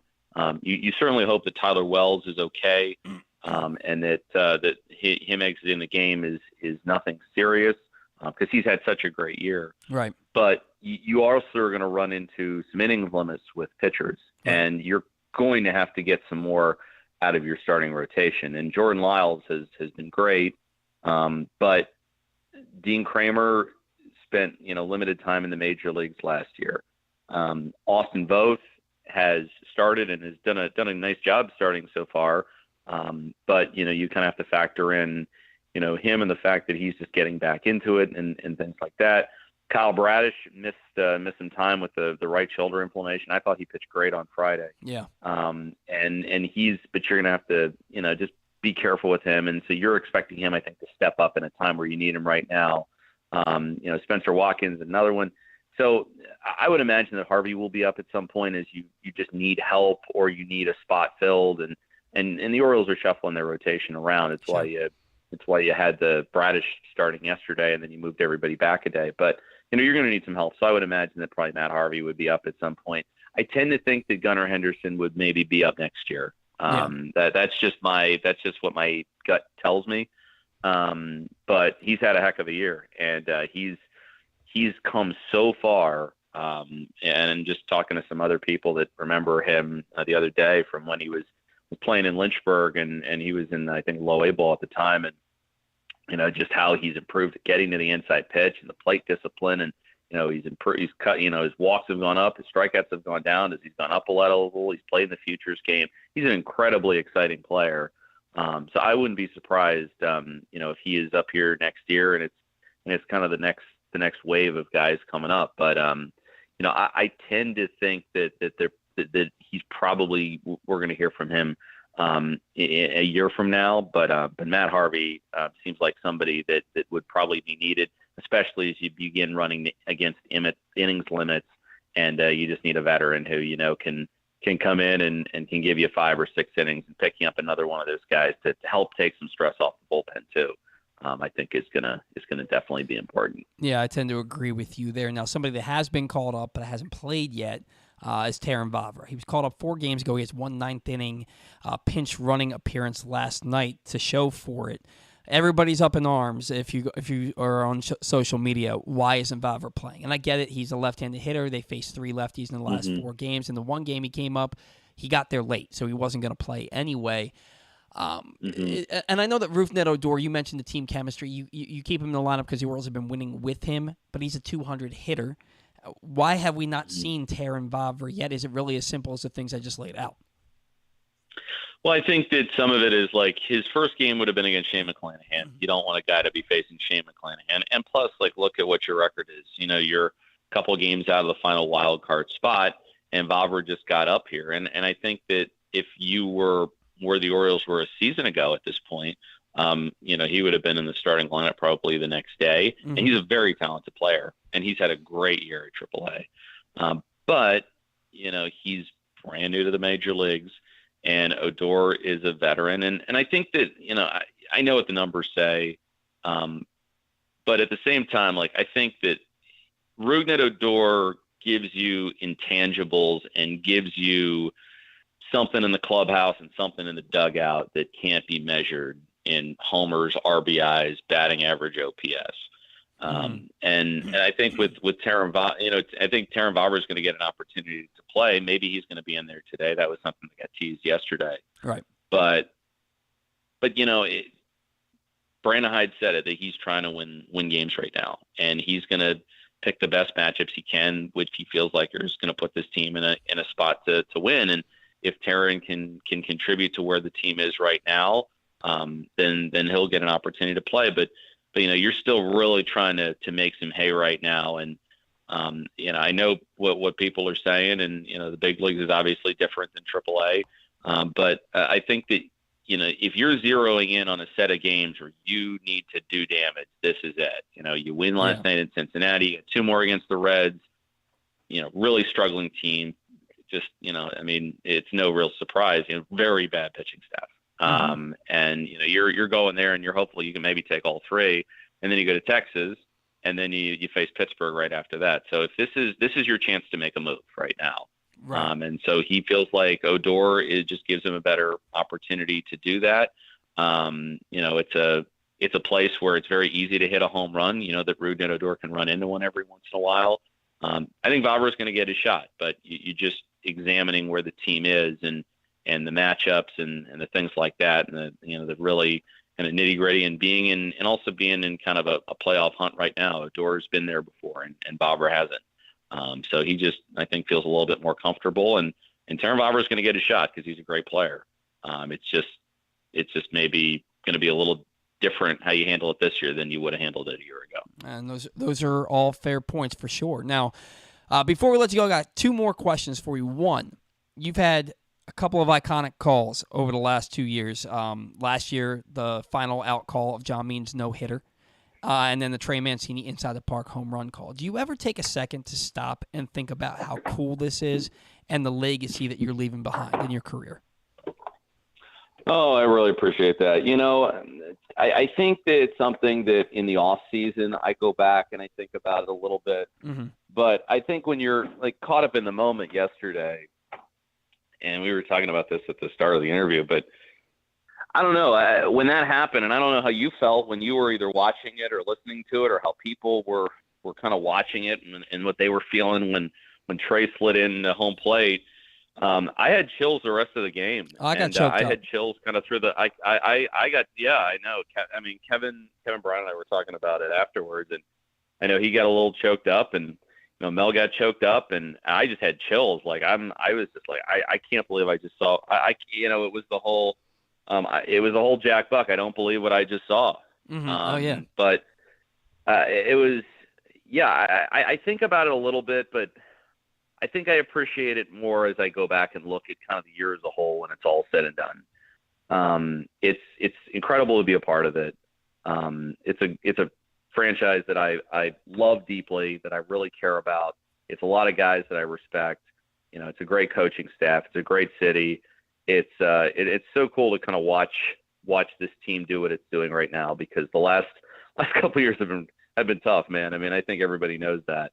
So to be able to have some moments like these, the last homestand with all the comeback wins and things like that, and just the excitement that this team has generated, and just to be a part of it in a small way, it's pretty incredible, and that's never lost on me, because I'm very blessed to do what I get to do every day, and to have a team like this one that's doing what it's doing is it makes it fun to come to the ballpark every day. Well, and that kind of answers my final question. We hear Kevin Brown talk about it all the time, about how much fun he's having this season. You guys have been through hell with this team, and you have to go to the ballpark, win or lose, every single day to call these games. It doesn't get any easier.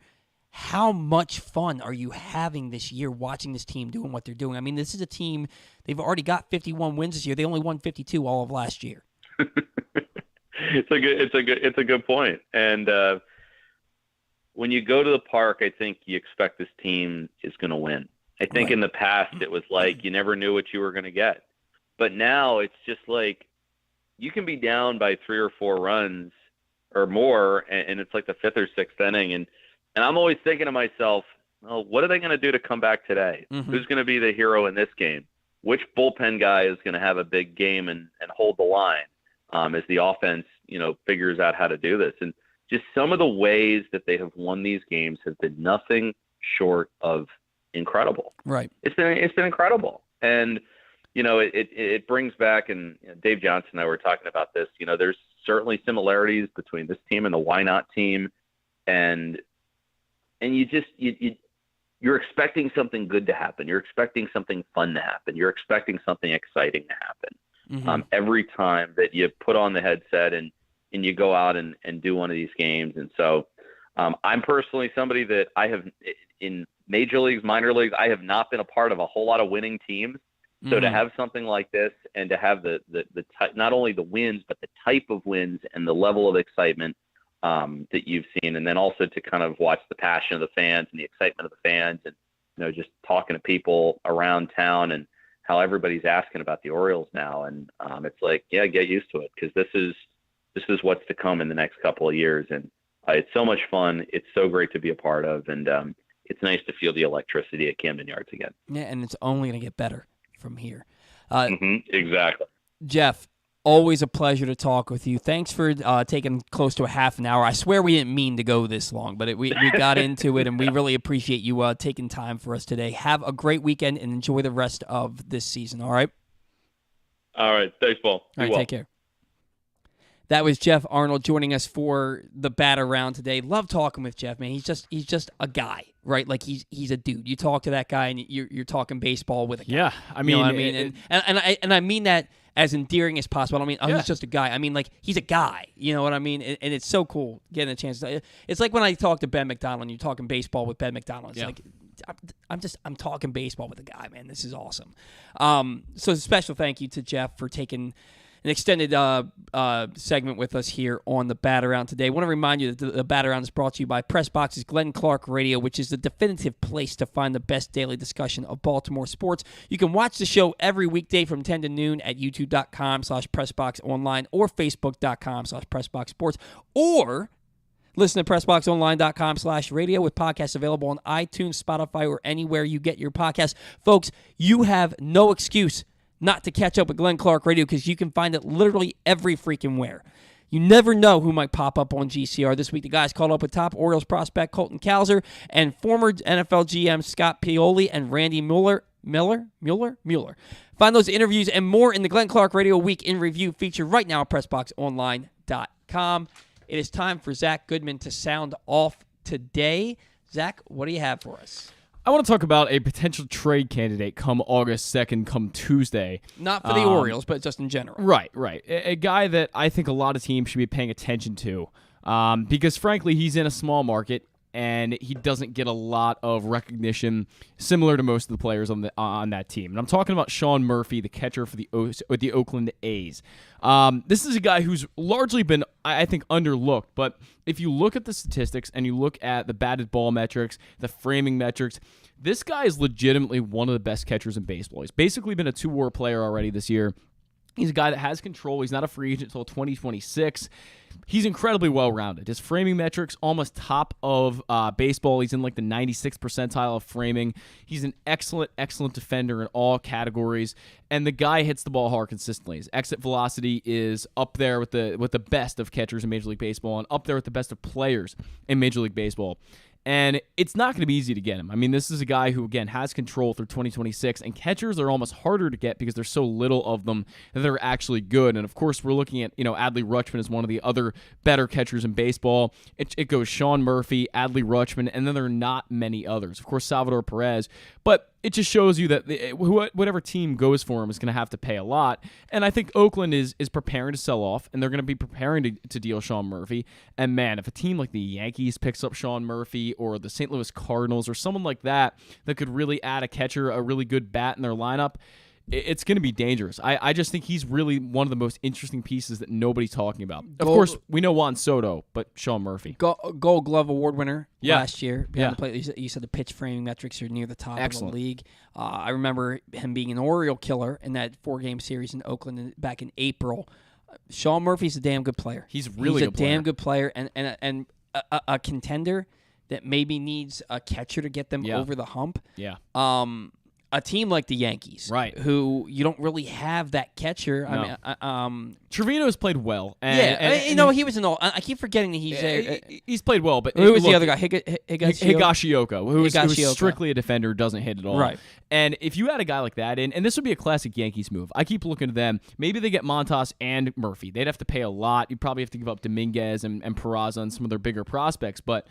Man, that would be dangerous if the Yankees were able to get those two guys. They already have 68 wins on the year, and that's kind of what I'm looking at for Sean Murphy. That's my expectation. The Tampa Bay just traded for Bethancourt. Yeah, Christian Bethancourt. Yeah, he was from Oakland, wasn't he? He was. Right. Yeah, he's a two-way guy. Interestingly enough, he's going to be pitching a little bit. And he actually he's pitched a few games in relief so far, and they're trying to teach him how to pitch. And so that's an interesting trade too. A real Tampa Bay guy. But yeah, Oakland, that's a team. Zanino's out for the year. Right. You could benefit from having a guy like Sean Murphy, and if he's still under team control, you don't.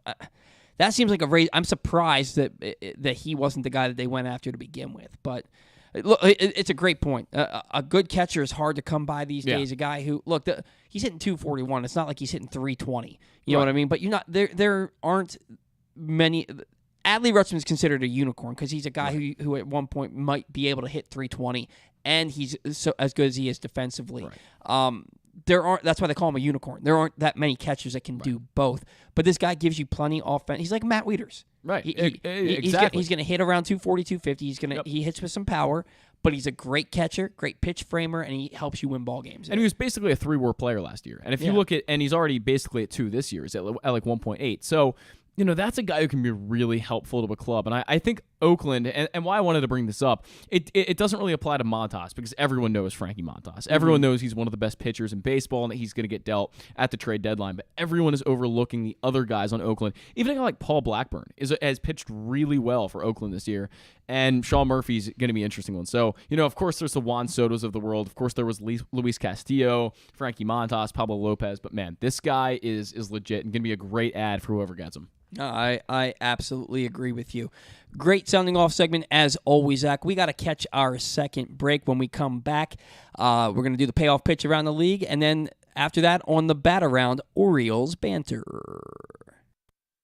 Hey Birdland, join in on the fun and celebrate the 30th anniversary of Oriole Park at Camden Yards on Saturday, August 6th, as the O's take on the Pittsburgh Pirates at 5:05. The first 15,000 fans 15 and over will receive a 30th anniversary Oriole Park t-shirt. Then stay post-game for the Birdland Summer Music Series presented by Miller Lite I Love the 90s concert, featuring Drew Hill with a special performance by Cisco and Smash Mouth. Tickets start as low as $15 at Orioles.com/tickets. Summer is in full swing, and so is the summer seasonal menu at Glory Days Grill. Start with the opener, flash-fried pork belly with their popular Korean No. 2 sauce. And try their South Carolina barbecue chicken, or back by popular demand, the lobster roll with grilled corn. Also try the irresistible crab and lobster fries, or the very berry salad with chicken. And for dessert, the Cracker Jack sundae with a waffle, ice cream, and Cracker Jacks. This menu will be gone. Find out more and get your order in at glorydaysgrill.com. Glory Days Grill, great food, good sports. Get your tickets now for the premier high school lacrosse games of the year. The 17th annual All-America Lacrosse Boys and Girls Senior All-Star Games will be on Saturday, July 30th at Johns Hopkins' historic Homewood Field. This is your chance to see the future lacrosse stars up close and in person as they showcase why they are the best in the country. Go to allamericalacrosse.com and get your tickets now. That first sip. That first bite. Start your day off right with a delicious breakfast at Royal Farms. Choose from a fantastic selection of fresh Royal Farms breakfast sandwiches and top it off with a rich hot cup of the freshest coffee in the world. At Royal Farms, breakfast is available day and night. It's the freshest breakfast in the world. Real fresh, real fast. Royal Farms. The latest edition of Pressbox is available now, and it's our very first Salute to Coaches issue. On the cover, we recognize Ravens coach John Harbaugh ahead of his 15th season. Also inside, find tributes to Navy football coach Ken Niumatalolo, UMBC soccer coach Pete Caringi, Maryland soccer coach Sasho Sorovsky, and field hockey coach Missy Maharg, Mount St. Joe basketball coach Pat Clatchy, and Poly basketball coach Kendall Peace. We also honor recently retired Johns Hopkins lacrosse coach Janine Tucker and Calvert Hall baseball coach Lou Eckerl, the athletes whose lives these coaches have impacted, offering insights on what makes them special and why they've stood the test of time. Pressbox is available for free at over 500 area locations, including 60 Royal Farm stores, and you can always find the entire edition, as well as the best daily coverage of the Orioles, Ravens, and Terps at PressBoxOnline.com. Stan the Fan here, welcoming back one of my favorite sponsors, the Costas Inn. And everybody around Baltimore knows the Costas Inn is a great place to go and grab crabs, steaks, salads, soups, whatever's on your mind to eat in person. But did you know that the Costas Inn has upped their game? They are now one of the premier takeout places in Baltimore. Give them a call now to order your food, 410-477-1975. That's the Costas Inn, over 4100 North Point Boulevard.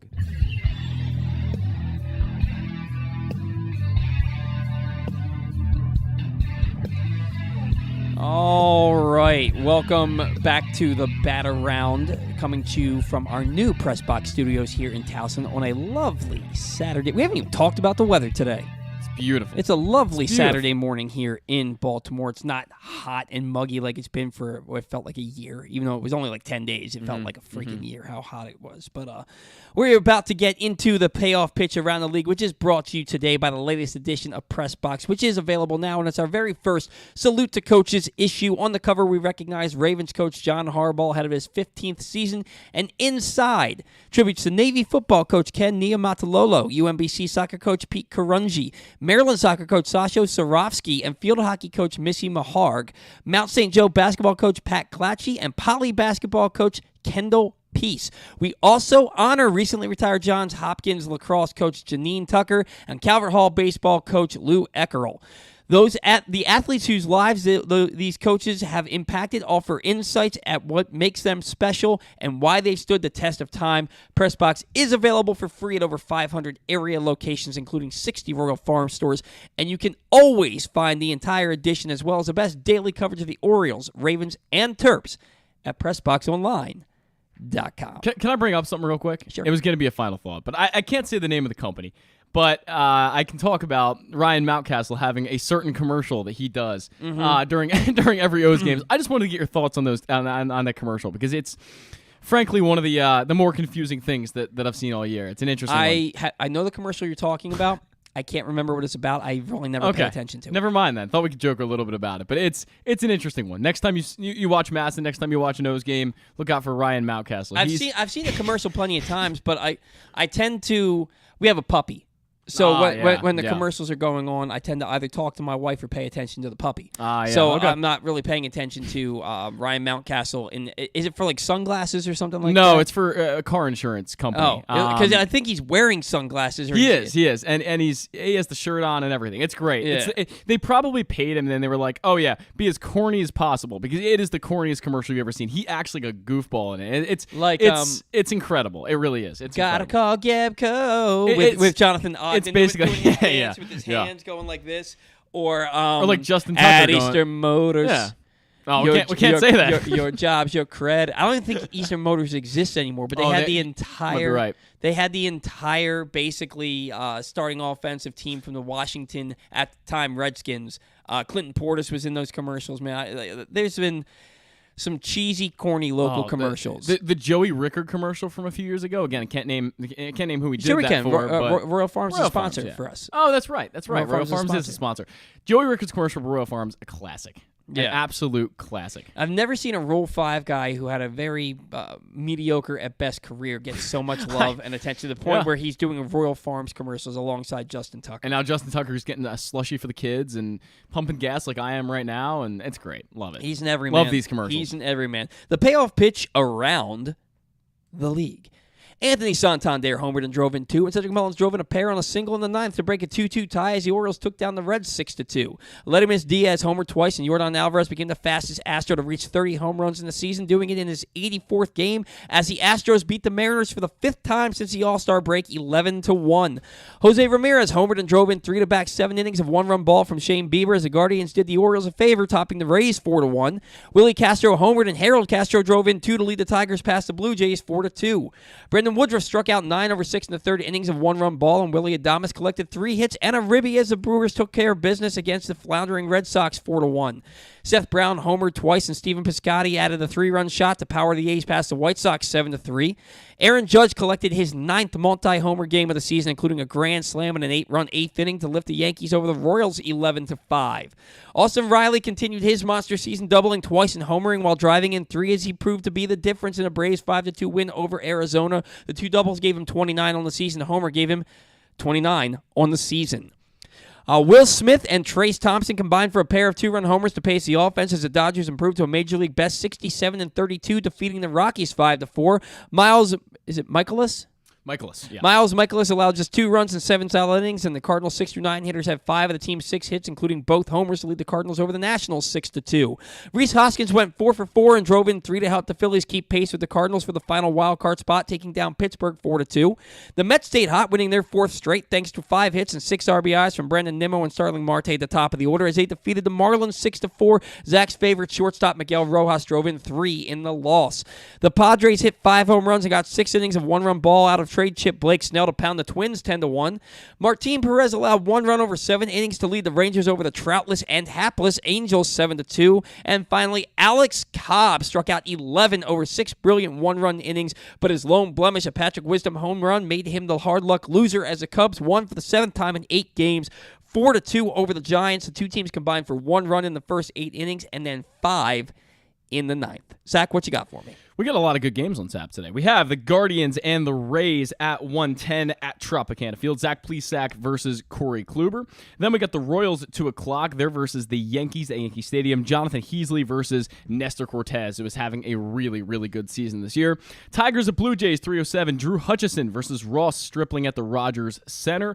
Brewers at Red Sox. Eric Lauer is having a really good year as well, a good lefty, against Nick Pivetta. Brewers at Red Sox, 4:10 at Fenway Park. The Mets and the Marlins. Marlins don't know who they're starting yet, but it's at 6:10 at Lone Depot Park. Carlos Carrasco, the former Guardian, will take on the Marlins for the Mets. Orioles and Reds. Dean Kramer looks to bounce back from his Not a great start last time, but it'll look to bounce back against Tyler Mahle, who's a trade candidate coming up on August 2nd, 6:40 at Great American Ballpark. Mariners at Astros, 7:10 at Minute Maid Park. Mariners at Astros, the Luis Castillo Mariners.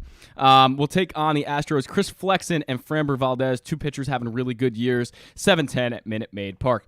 Cardinals and Nationals, 7:15. Dakota Hudson versus Eric Fetty. Nationals Park at 7:15. Twins at Padres, Sonny Gray. Joe Musgrove, who's closing in on a really big extension. Looks like he's going to get around $100 million from the Padres, 7:15 at Petco Park. Ranger Suarez versus Mitch Keller. Phillies at Pirates, 7:15 PNC Park. Ranger Suarez, again, kind of holding down the back of that Phillies rotation, having a good year for them, the good lefty. Athletics, they're going to be sellers in a few days at White Sox, 7:15 at Guaranteed Rate Field. Paul Blackburn, who I just mentioned a few minutes ago, trade candidate for sure, against Johnny Cueto, is kind of having a resurgence here at the end of his career, a good veteran who also might be on the move. We'll see. D-backs at Braves, 7:20 at Truist Park. Corbin Martin versus Ian Anderson. Dodgers at Rockies, Clayton Kershaw, the legend, will take on his fellow lefty, Kyle Freeland. 8:10 at Coors Field. Cubs at Giants, 9:05. Drew Smyly, Jacob Junis go head-to-head. Rangers and Angels for the final game of the night. Glenn Otto versus Chase Silseth, 9:07 at Angels Stadium. Again, the troutless Angels will try to beat the Rangers. Very good, very good. Thank you very kindly for that, Zach. Now, we're going to get into Orioles banter here. And I've entitled this one, What Do You Do? But first and foremost, we have a commenter who has commented on this show a lot. We enjoy him. Kind of. It got to the point where he blamed me for the Orioles building the wall in left field. I had to block the guy on social media because it was too much, man. Like, he was coming at me, and I was like, I don't want to deal with this. Paul Valley did not build the wall. Let's just make that I did clear. not. I'm not the reason for it. I can't be blamed for it. Paul Valley did not do that. I had literally nothing to do with this. Nothing to do with it. No. Nothing to do with this. Nor did I. And look, I'm not trying to alienate anybody. And this guy today has made some points in his in his rant. He feels very strongly that Trey Mancini should be traded. Yeah, right. That is his argument here. And nobody here is thinking with their heart and not their head, as I've been accused of today. There's a couple of things I want to address. First and foremost, a lot of people do not like me on Twitter when it comes to the Orioles. A lot of people. You're passionate. A lot of people do like me. A lot of people don't like me. And the people that don't like me, I've had people attack me. I've had people come after my wife. That was in their comments. I saw that. That was ridiculous the other day. It was the third time in the last month that somebody's made a comment about my wife. To me. Yeah. Guys, my wife's off limits. All right?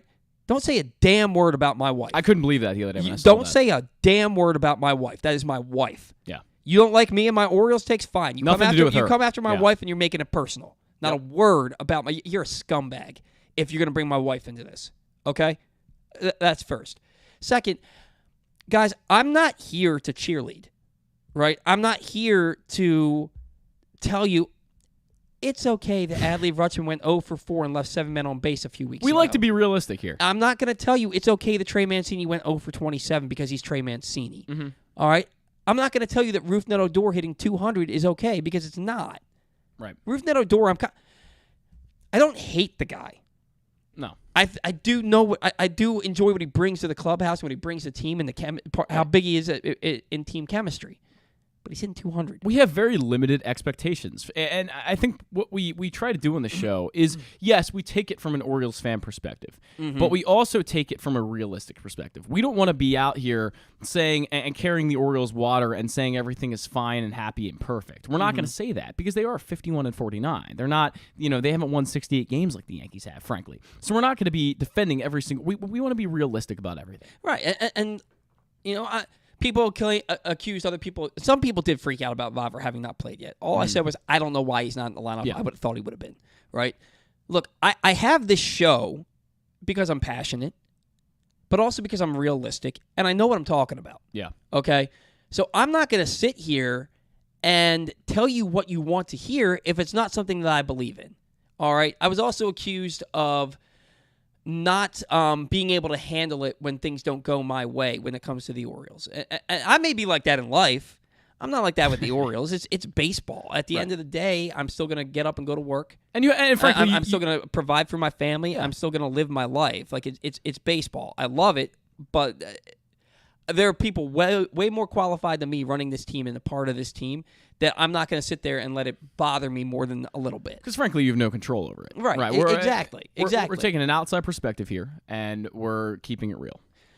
When it comes to Trey Mancini, you're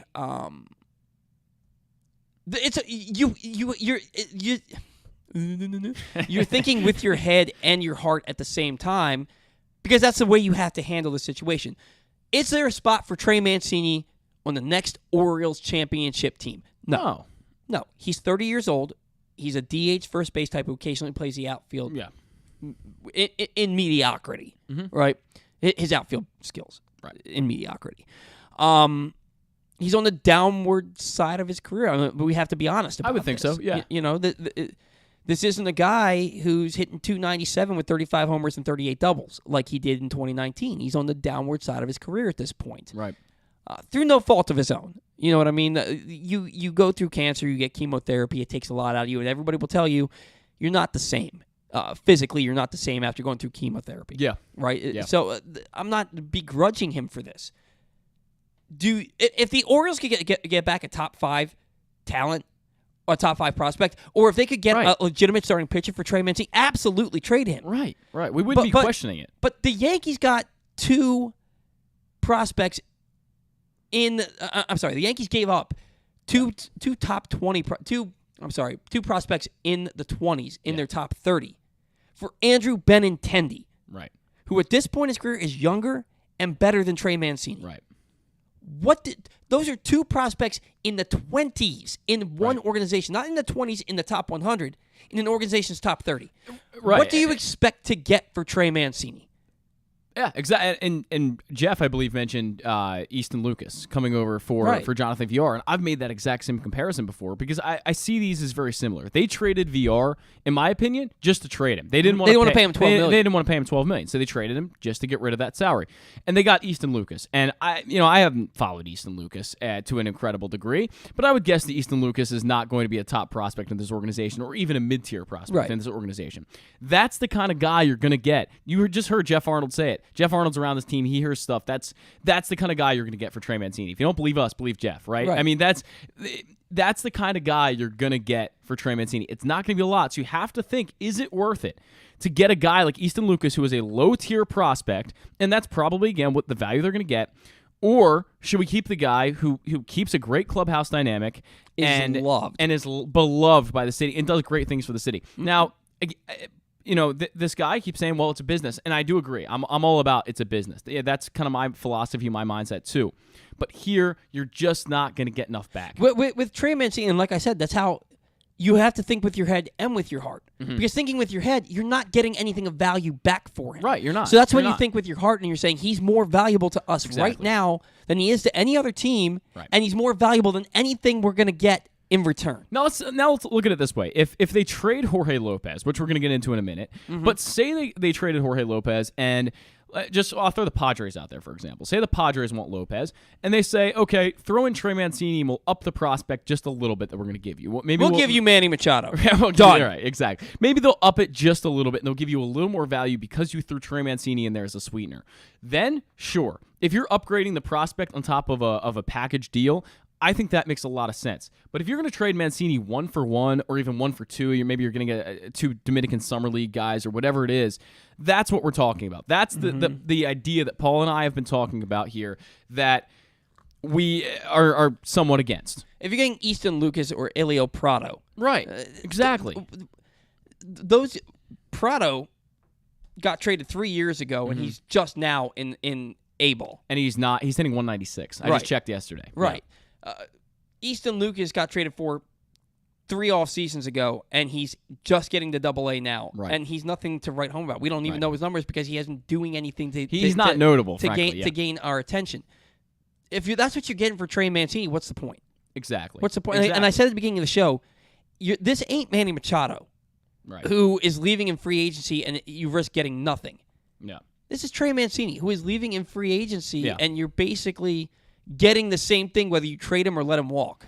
And here's the thing. If Trey Mancini ends up walking at the end of this year and they kept him, then everyone will say, oh, well, you could have traded him and got something for him. But say they get a guy like Easton Lucas, and that guy gets released in a few years, similar to how Christopher Cespedes just did, or, I mean, because minor leaguers get released all the time. You have to make room for new guys and your international signing period times, and, of course, during the draft and the trade deadline, you have to make room for new guys on your roster. So, and frankly, by the way, Easton Lucas had a 5.20 ERA this year, and Bowie. So, that's the kind of guy you're going to get. And if he walks, it'd be the same thing as Trey Mancini walking at the end of this year. So, frankly, we're not against the fact that Trey Mancini could get traded. We're against not getting anything for him. Right. He's more valuable even for the last 2.5 months of the season than he is being traded elsewhere at this point. Look, this deadline is fast approaching. The teams in front of you are making moves. You watch the Mariners go out and get Luis Castillo. And I'm not necessarily saying that the Orioles need to respond to that because the Mariners entered this season. They missed the playoffs last year by a game. It came down to the last game of the year. I think they won the game, and it still didn't matter, right? They went out and they got Eugenio Suarez. They traded for Winker. They signed Robbie Ray. They entered this year expecting to win, and they didn't to start. Right. Then they got hot. They won 14 games in a row. They won 14 games in a row, and they're still only 7 games above 500. They've lost 5 of 8 coming out of the All-Star break. They haven't made the playoffs since 2001. They have the longest playoff drought in professional sports. So they go out and get Luis Castillo because they need to be where they expected to be and where they were supposed to be based on the moves that they made in the offseason. The Orioles weren't supposed to be here. The Orioles weren't supposed to be close to here. They were supposed to win maybe 65 games this year. And that could still happen. It doesn't seem like that's going to happen, but that could still happen. It'd be surprising. It'd be incredible. Probably the most disappointing part of the rebuild. It would be. Teams behind you, the Rangers, who were 10 games under 500 going into last night, they were heavily in on Luis Castillo, but they couldn't get it done. Yeah, and for some reason, I don't know about if I defend the Rangers' thinking on that one. I'm not defending their thinking. Oh, I know you're not. I'm just saying I'm not. But the teams behind you are trying to make moves. Right. Yeah. Right, to try and bolster and maybe make a playoff run. So what should the Orioles do? What should they do? You've got Jorge Lopez. You've got Trey Mancini, Anthony Santander, Jordan Lyles, Rougned Odor to a certain extent. Another guy who may be more valuable to your team than anybody else, right? Another bullpen piece, maybe a Dylan Tate. Yeah. And in talking with Stan and in talking with Geoff and in hearing the chatter around the Orioles Twitter sphere, it seems as though they're not really going to be. I don't think they're in on Pablo Lopez, and I don't think they're in on Tariq Skubal. Yeah. Well, what do you do? I think this team is a contender. When you're asking what do you mean as a buyer or a seller? Either or. Or either or. Okay. Like unequivocally, what are they going to be? And they can be both. My thought right now, if I had to put money on it, if I was making a bet here, I would say that they would be minor sellers. That they, a guy like Trey Mancini or a guy like Anthony Santander might be traded. And Lopez I see as like a maybe 30% chance at this point, but I see a little bit higher for those other two guys. That's kind of where I see them. I would be surprised if they go out and buy anyone. It's not for a lack of trying either. I think they might try. But the fact is that you have teams like the New York Yankees looking for starting pitching that are going to outbid you. And that would be the problem. The Yankees are going to be willing to give up more than the Orioles, and that's true for a lot of teams because that's the way they should be operating right now. The Orioles shouldn't be giving up a guy like Jordan Westburg right now. That's just the way it is. Maybe in the offseason you rethink that. Let's see how this year ends up. But right now, that's probably not the smartest idea. So even if they try, it's likely they get outbid. Yeah, and look, there are some guys in the system who you could trade to get one of these controllable ace-like pitchers. I'll tell you right now that Gunnar Henderson's untouchable. Grayson Rodriguez, DL Hall, untouchable. Guy like Colton Cowser could probably be had. Sure. In the right deal. And Westburg, too. I'm just saying not Westburg now. in the right deal. Kyle Stowers could be had. Aaron Judge is a free agent. After this year. He is. He's going to cost you about $40-45 million a year, but he's a free agent. He is. He seems to be the one person who is consistently him and Ramon Arias, who have conquered Mount Baltimore. Yeah. The Orioles aren't signing Judge. No, I know. unlikely. It's a pipe dream of mine. But it stands to reason that if you are 2 games above 500 right now, you're 2 games back of the final wild card spot, and you've got a stretch of games here against bad teams, teams that are behind you in the standings, that you could realistically be 6-7 games above 500 after this stretch of 9 games. The 5th game of this stretch is the trade deadline. Yeah. I don't know, man. I really don't know what I want them what I want them to do. What I think they should do. I'm still in that mode, in that mindset, because I've watched Orioles baseball long enough that I'm waiting for the other shoe to drop. Yeah, and the problem is too. You look at what the Mariners did this year. Let's use them as an example. They went out and got 3 really good players: Robbie Ray, Eugenio Suarez, and Jesse Winker. And all 3 have been okay. Winker hasn't been very good, but all 3 have been okay. We'll use that as a broad term. And Eric DaCosta, GM of the Ravens, always says right player, right price. And I think if the Orioles got right player, right price, they'd be fine with that. But you look at a team that, like the Mariners, that added 3 guys that were supposed to make a huge impact, and they haven't. That may scare the Orioles away from really trying to go after it right now at the trade deadline. If they got right player, right price, they might. But if they're going out and getting a guy who might have a marginal impact, I don't know if they're going to rush it. I think they might wait till the offseason to try to do stuff like that. If it's right, do it. But I'm not sure they're going to reach and try too hard on a guy like Pablo Lopez, because it's just not going to happen. It's just unlikely. Right. And so now I look at what the Orioles have in tow right now. And the first person I think of is Ramon Arias. Yeah. He's hitless his last 3 games, but before that he was setting the world on fire. Yeah. He's been one of the Orioles' most valuable players since he came off the IL a month ago. Right. And what's his future? Because he ain't playing shortstop. That's for damn sure. No. He ain't playing third base over Gunnar Henderson. No. Do you keep him at second base and trade Westberg? Or because Jackson Holliday in 2 or 3 years is going to be playing shortstop for the Orioles. Right. That's the whole point of taking him number 1 overall. Sure. Gunnar Henderson's going to be playing third base. Those guys aren't going anywhere. Right. So who's playing second? Is it Westberg? Is it Prieto? Is it Vavra? Is it Arias? What do you do with Ramon Arias? So I personally think, just based on what I've seen from Ramon Arias so far, I believe he has a career of a 5 WAR over about 162 games that he's played in his career, which would be a 5 WAR player per year. I don't know if he's that guy. I'm not sure he's that guy. But if he is, that is probably a better player than Jordan Westberg is, in my opinion. I think I think that Gunnar Henderson and Jackson Holliday probably have the left side of the infield locked down. So you're right. It's probably about what happens at second base. I do believe Ramon Arias can be a better player than Jordan Westberg. I think it's possible. Westberg strikes out a lot. The contact is maybe not where you want to see it. He might be like a 230, 240 hitter at the major league level. And if Ramon Arias can hit 280, then he's certainly in a much better spot. Obviously, the power is going to come a lot more from Westberg. But then again, Ramon's got 12 home runs this year already. So I see it both ways. I see it as, hold on to Ramon Arias for a little bit, and then you can trade Westberg because you're going to get a nice return for Westberg. You get maybe a nice controllable starting pitcher, something like that. But then again, maybe Jordan Westberg's going to be better. I mean, that's why these teams have such hard decisions to make. Right. It's a really tough one. I don't love the defense from Ramon Arias. It's been fine this year. It's been better at third base than second. It definitely has. And I would worry a little bit long term, and I think Westberg would be a little more sure-handed there. It just comes down to maybe who they think is going to be the better bat long term. I think right now I might lean Arias.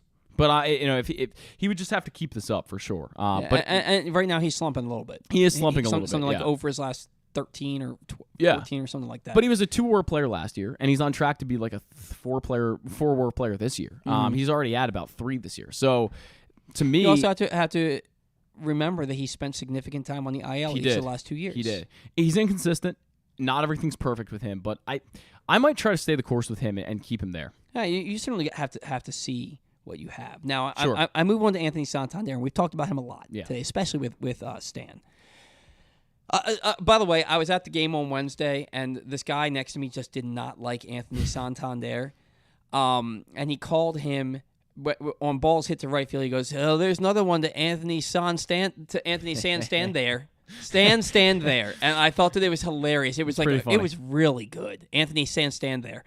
But I digress. hitting a lot better. I take full credit. Because of You the lit tweet that fire in that he liked, and he's like, I'll show you a 3-4 hitter, and he goes out and he's hitting like a 3-4 hitter. I kid. It's a guy who's valuable to your team and valuable to other teams, and power from both sides, plays good defense. You know, he's been a good outfielder when he's healthy, and he's been healthy this year, right? Yeah. Healthy, knock on wood. And he's still relatively young. Was he 27? 28? That's a good question. I think 28 would be my guess. I think he's 28 years old. He's still relatively young. And if you trade him and you call up Kyle Stowers, you're probably taking a hit offensively. Now, look, Kyle Stowers, he hit 270. He slashed 279, 388, 559 in June, 280, 365, 547 in July. He's got 4 multi-hit games in his last 4 games, average up to 263. He hits the ball hard consistently. A lot of power, a lot of homers, a lot of doubles, a lot of RBIs. I think he actually leads the Orioles system, majors through minors, in RBIs. But AAA is a different animal. Different ballgame. Than no pun intended, different animal than the major leagues.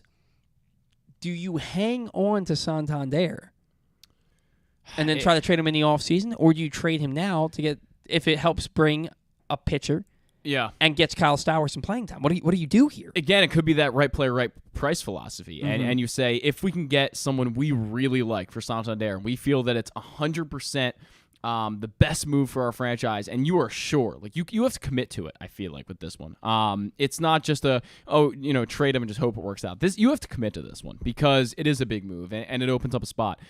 I do think they're going to trade him. I still am like 60% sure. Now, if you can trade him and Keegan Aiken to the Padres for Blake Snell, do you make that? Blake Snell has a 2.85 ERA in July. Yeah. And they're trying to unload big contract him. Though, right? Yeah, it's only one more year of it. One more year, okay. Do you make that trade? Do you? Oh, I would. People are saying, I don't want Blake Snell here. Stan doesn't want Blake Snell here. Blake Snell's a good pitcher. Blake Snell is a good pitcher who's had some bad luck, and he hasn't pitched to his fullest ability. He's a much better. He won Cy Young a few years ago. I mean, the guy's really, really good. 21-5 with a 1.89 ERA. Yeah, I mean, this guy is legit, and I'm not sure San Diego's the place for him. Maybe he just doesn't get to. I'm not sure what it is. I don't want to speak on it because I don't know, but I do think he would be a very good ad. If you can trade him for Santander every day of the year, I'm making that deal every day. Yeah, to me, it's that's a no-brainer. Now, I don't know that that's enough to get it done. Maybe it is enough to get it done. I really have no idea. There's a chance to add Mancini as a sweetener. That's exactly what I was talking about. That's a good. Maybe you get a prospect back too if that happens. Normally I think I'd be able to tell you, look, the Orioles are probably going to trade this guy. They're gonna do this. I have no idea. And we've been very, very accurate in our predictions for the Orioles over the past few years. I mean, we've been pretty accurate, and this one's hard. I have no idea what they're going to do come Tuesday. Yeah. I have no clue. I wouldn't be surprised at all to see everybody stay. Yeah, I wouldn't either. I wouldn't be surprised at all. Maybe they trade a reliever. Yeah. But it would not. Dylan Tate, maybe? I still think you got to hold on to him. Okay. He's controllable, got an electric arm. He's having a really good year. Right. I'm more inclined now than I was a month ago to trade Jorge Lopez because what I've seen from him in certain situations, to me, I think there's a little bit, despite what Jeff and Stan say, to me there's a little bit of a mental makeup issue there where he puts too much pressure on himself. And there's going to be imminent regression. I think that's got to happen because the guy's been unhittable this year for the last year and coming into this year. I said Felix Bautista is a future closer. He's staying. And what he's doing right now, again, 102 mile an hour fastball followed up by an 88, 89 mile an hour split finger that falls off the table. Yeah. That's an elite closer right there, and he's proving it right now. He's been absolutely phenomenal. So I don't think that you're missing anything if you get rid of Jorge Lopez because Felix Bautista steps right into that closer role. I am, and then you can have Nick Vespi, who has one bad outing, and his ERA got inflated because of it. Nick Vespi's got a great arm, and you've got Perez and Tate. And I can see them trading Lopez, but again, it's going to have to be something that not necessarily blows you away, but it's going to have to be really, really worthwhile for the Orioles. I think you can get a 3-starter for a guy like that. I think that's possible. And maybe you have the guys to replace him, maybe you don't. Maybe you call up DL Hall and stick him in the bullpen and use him as a back end guy to start out his career. That's possible. But I feel like the Orioles would want to know who would replace him immediately. And relief pitchers, they're the most replaceable guys on the team outside of first baseman, probably. Yeah. They're probably pretty easy to replace. And the Orioles have been unbelievable with waiver claims. I mean, you got guys like Cionel Perez and Jorge Lopez himself as a waiver claim. Joey Joey Crable. They have 5 waiver claims in their bullpen. Right, exactly. And Felix Bautista is a guy they got as an undrafted, or not an undrafted free agent, but a minor league free agent. So guys like this, they're good at getting them, clearly. So I would personally trade Lopez, again, right player, right price. Now, you mentioned DL Hall, and he had the bad start the other day. He gave up 4 runs while he was in the game, 2 more runs scored after he left, so it was 6 runs in the first inning. Allowed his worst start of the year. Yeah. But before that, he was absolutely phenomenal. I don't think that has anything to do with what the Orioles' plan is for him. No, I agree. At all. I expected him, after that 1-inning start last Friday, I expected him to make a start against Tampa Bay. He did not. When do we see DL Hall? It's a great question. I want to know, too. This is something that has felt like it's dragged on a little longer than I would have expected. Especially, didn't Mike Elias say in a pre-year press conference that we would see him early and often or something along those lines? He was like, if he does what we know he's capable of doing, we could see him pretty quickly. Yeah, which I feel like he has done what they should have expected for the most part. The control up and down until, but he also realized he was tipping pitches, and once he made that mechanical adjustment, they couldn't touch him. Right. So, dude's got an electric arm, throws 4 pitches for strikes. Throws 100 miles an hour from the left side. He should be in the major leagues by now. But they also the same issue as Tyler Wells. You've got to watch his innings. Definitely. He only threw 32 last year. He's approaching his career high this year. And that's why he might be a great replacement if you trade Jorge Lopez. Right, but then, move Felix to closer. But then you have to have. But he's going to be in your rotation next year. He will be, yeah. Right. Yeah. So maybe you pair him with Austin Voth, or maybe you pair him with Bradish. Sure.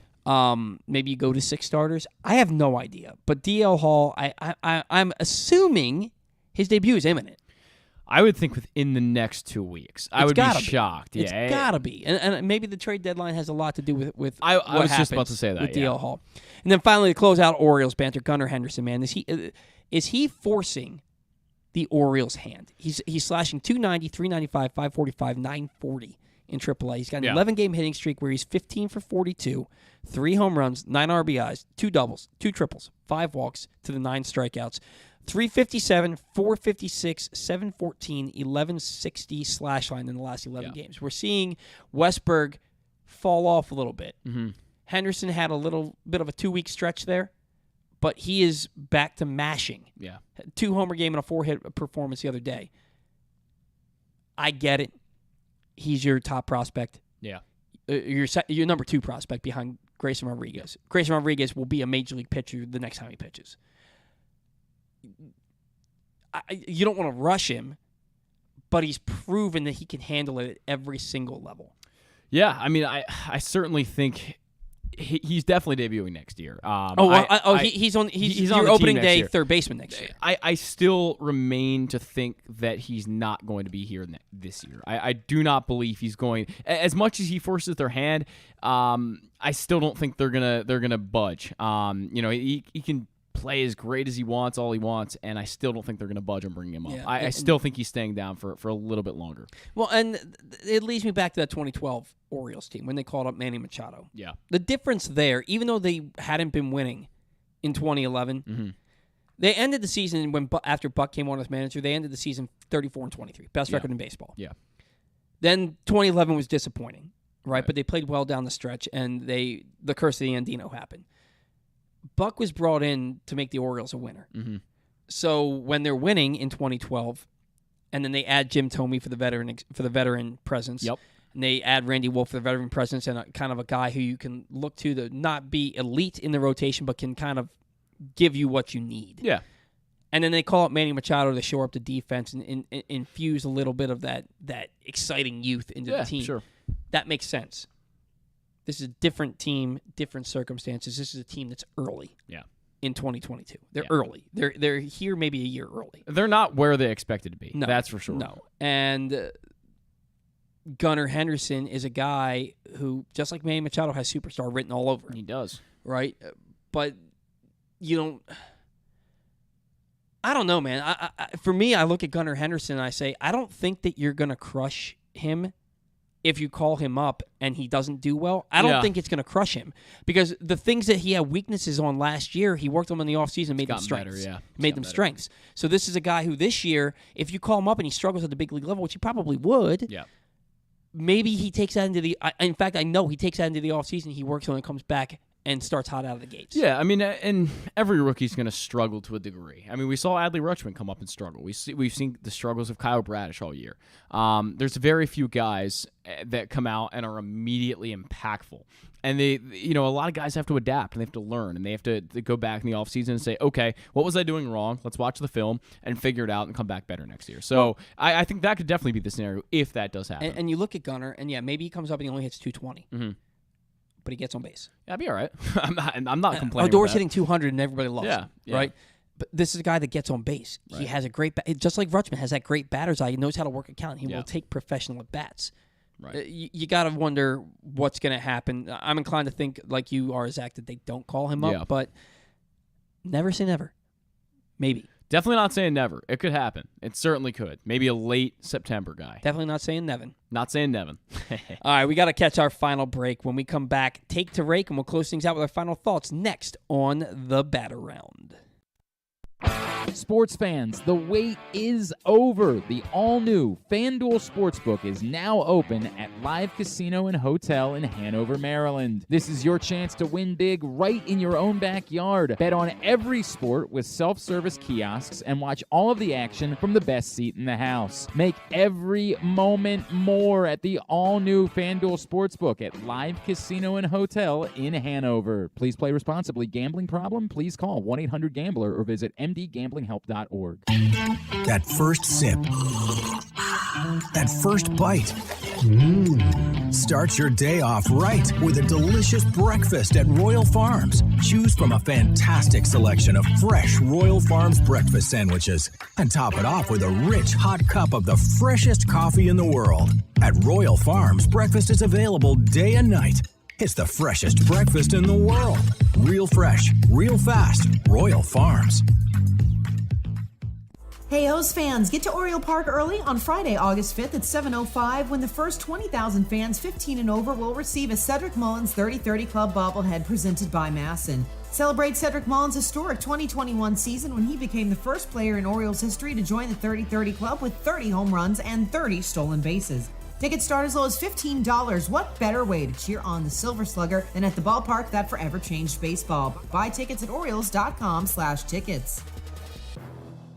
The latest edition of PressBox is available now, and it's our very first Salute to Coaches issue. On the cover, we recognize Ravens coach John Harbaugh ahead of his 15th season. Also inside, find tributes to Navy football coach Ken Niumatalolo, UMBC soccer coach Pete Caringi, Maryland soccer coach Sasho Sorovsky, and field hockey coach Missy Maharg, Mount St. Joe basketball coach Pat Clatchy, and Poly basketball coach Kendall Peace. We also honor recently retired Johns Hopkins lacrosse coach Janine Tucker and Calvert Hall baseball coach Lou Eckerl, the athletes whose lives these coaches have impacted, offering insights on what makes them special and why they've stood the test of time. PressBox is available for free at over 500 area locations, including 60 Royal Farm stores, and you can always find the entire edition, as well as the best daily coverage of the Orioles, Ravens, and Terps at PressBoxOnline.com. Sports betting has come to Maryland, and we're ready to help you win some money. Tune in for Simply the Bets every Tuesday morning at 11:40. FanDuel Sportsbook Assistant GM Leon Twyman and VSiN's Aaron Oster join the guys every week to give you all of the info you need and offer you a few winners. And every other Thursday at 11:40, tune in for Weekend at Bookies as Andrew Stecca and Alloy Sports' Brad Kronthal help make you some money for the weekend. So come win some money with us on Simply the Bets every Tuesday and Weekend at Bookies every other Thursday, brought to you by the FanDuel Sportsbook at Live Casino and Hotel Maryland. Listen at PressBoxOnline.com/radio. Watch at YouTube.com/PressBoxOnline. The Toyota Tacoma comes in a wide range of models and trim lines. You can choose the perfect Toyota to reflect your unique personality and driving habits. Check out buyatoyota.com for deals on new Tacomas from your local Toyota dealer today.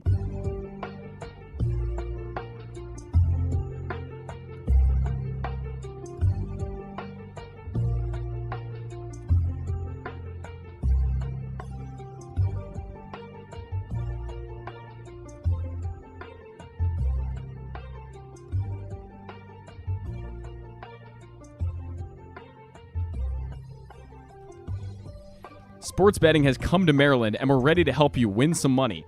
Tune in for Simply the Bets every Tuesday morning at 11:40. FanDuel Sportsbook General Manager Leon Twyman and VSiN's Aaron Oster join the guys every week to give you all the info you need and offer you a few winners. And every other Thursday at 11:40, tune in for Weekend at Bookies as Andrew Stecca and Ally Sports' Brad Kronthal help you make some money for the weekend. So come win some money with us on Simply the Bets every Tuesday and Weekend at Bookies every other Thursday. Brought to you by the FanDuel Sportsbook at Live Casino and Hotel Maryland.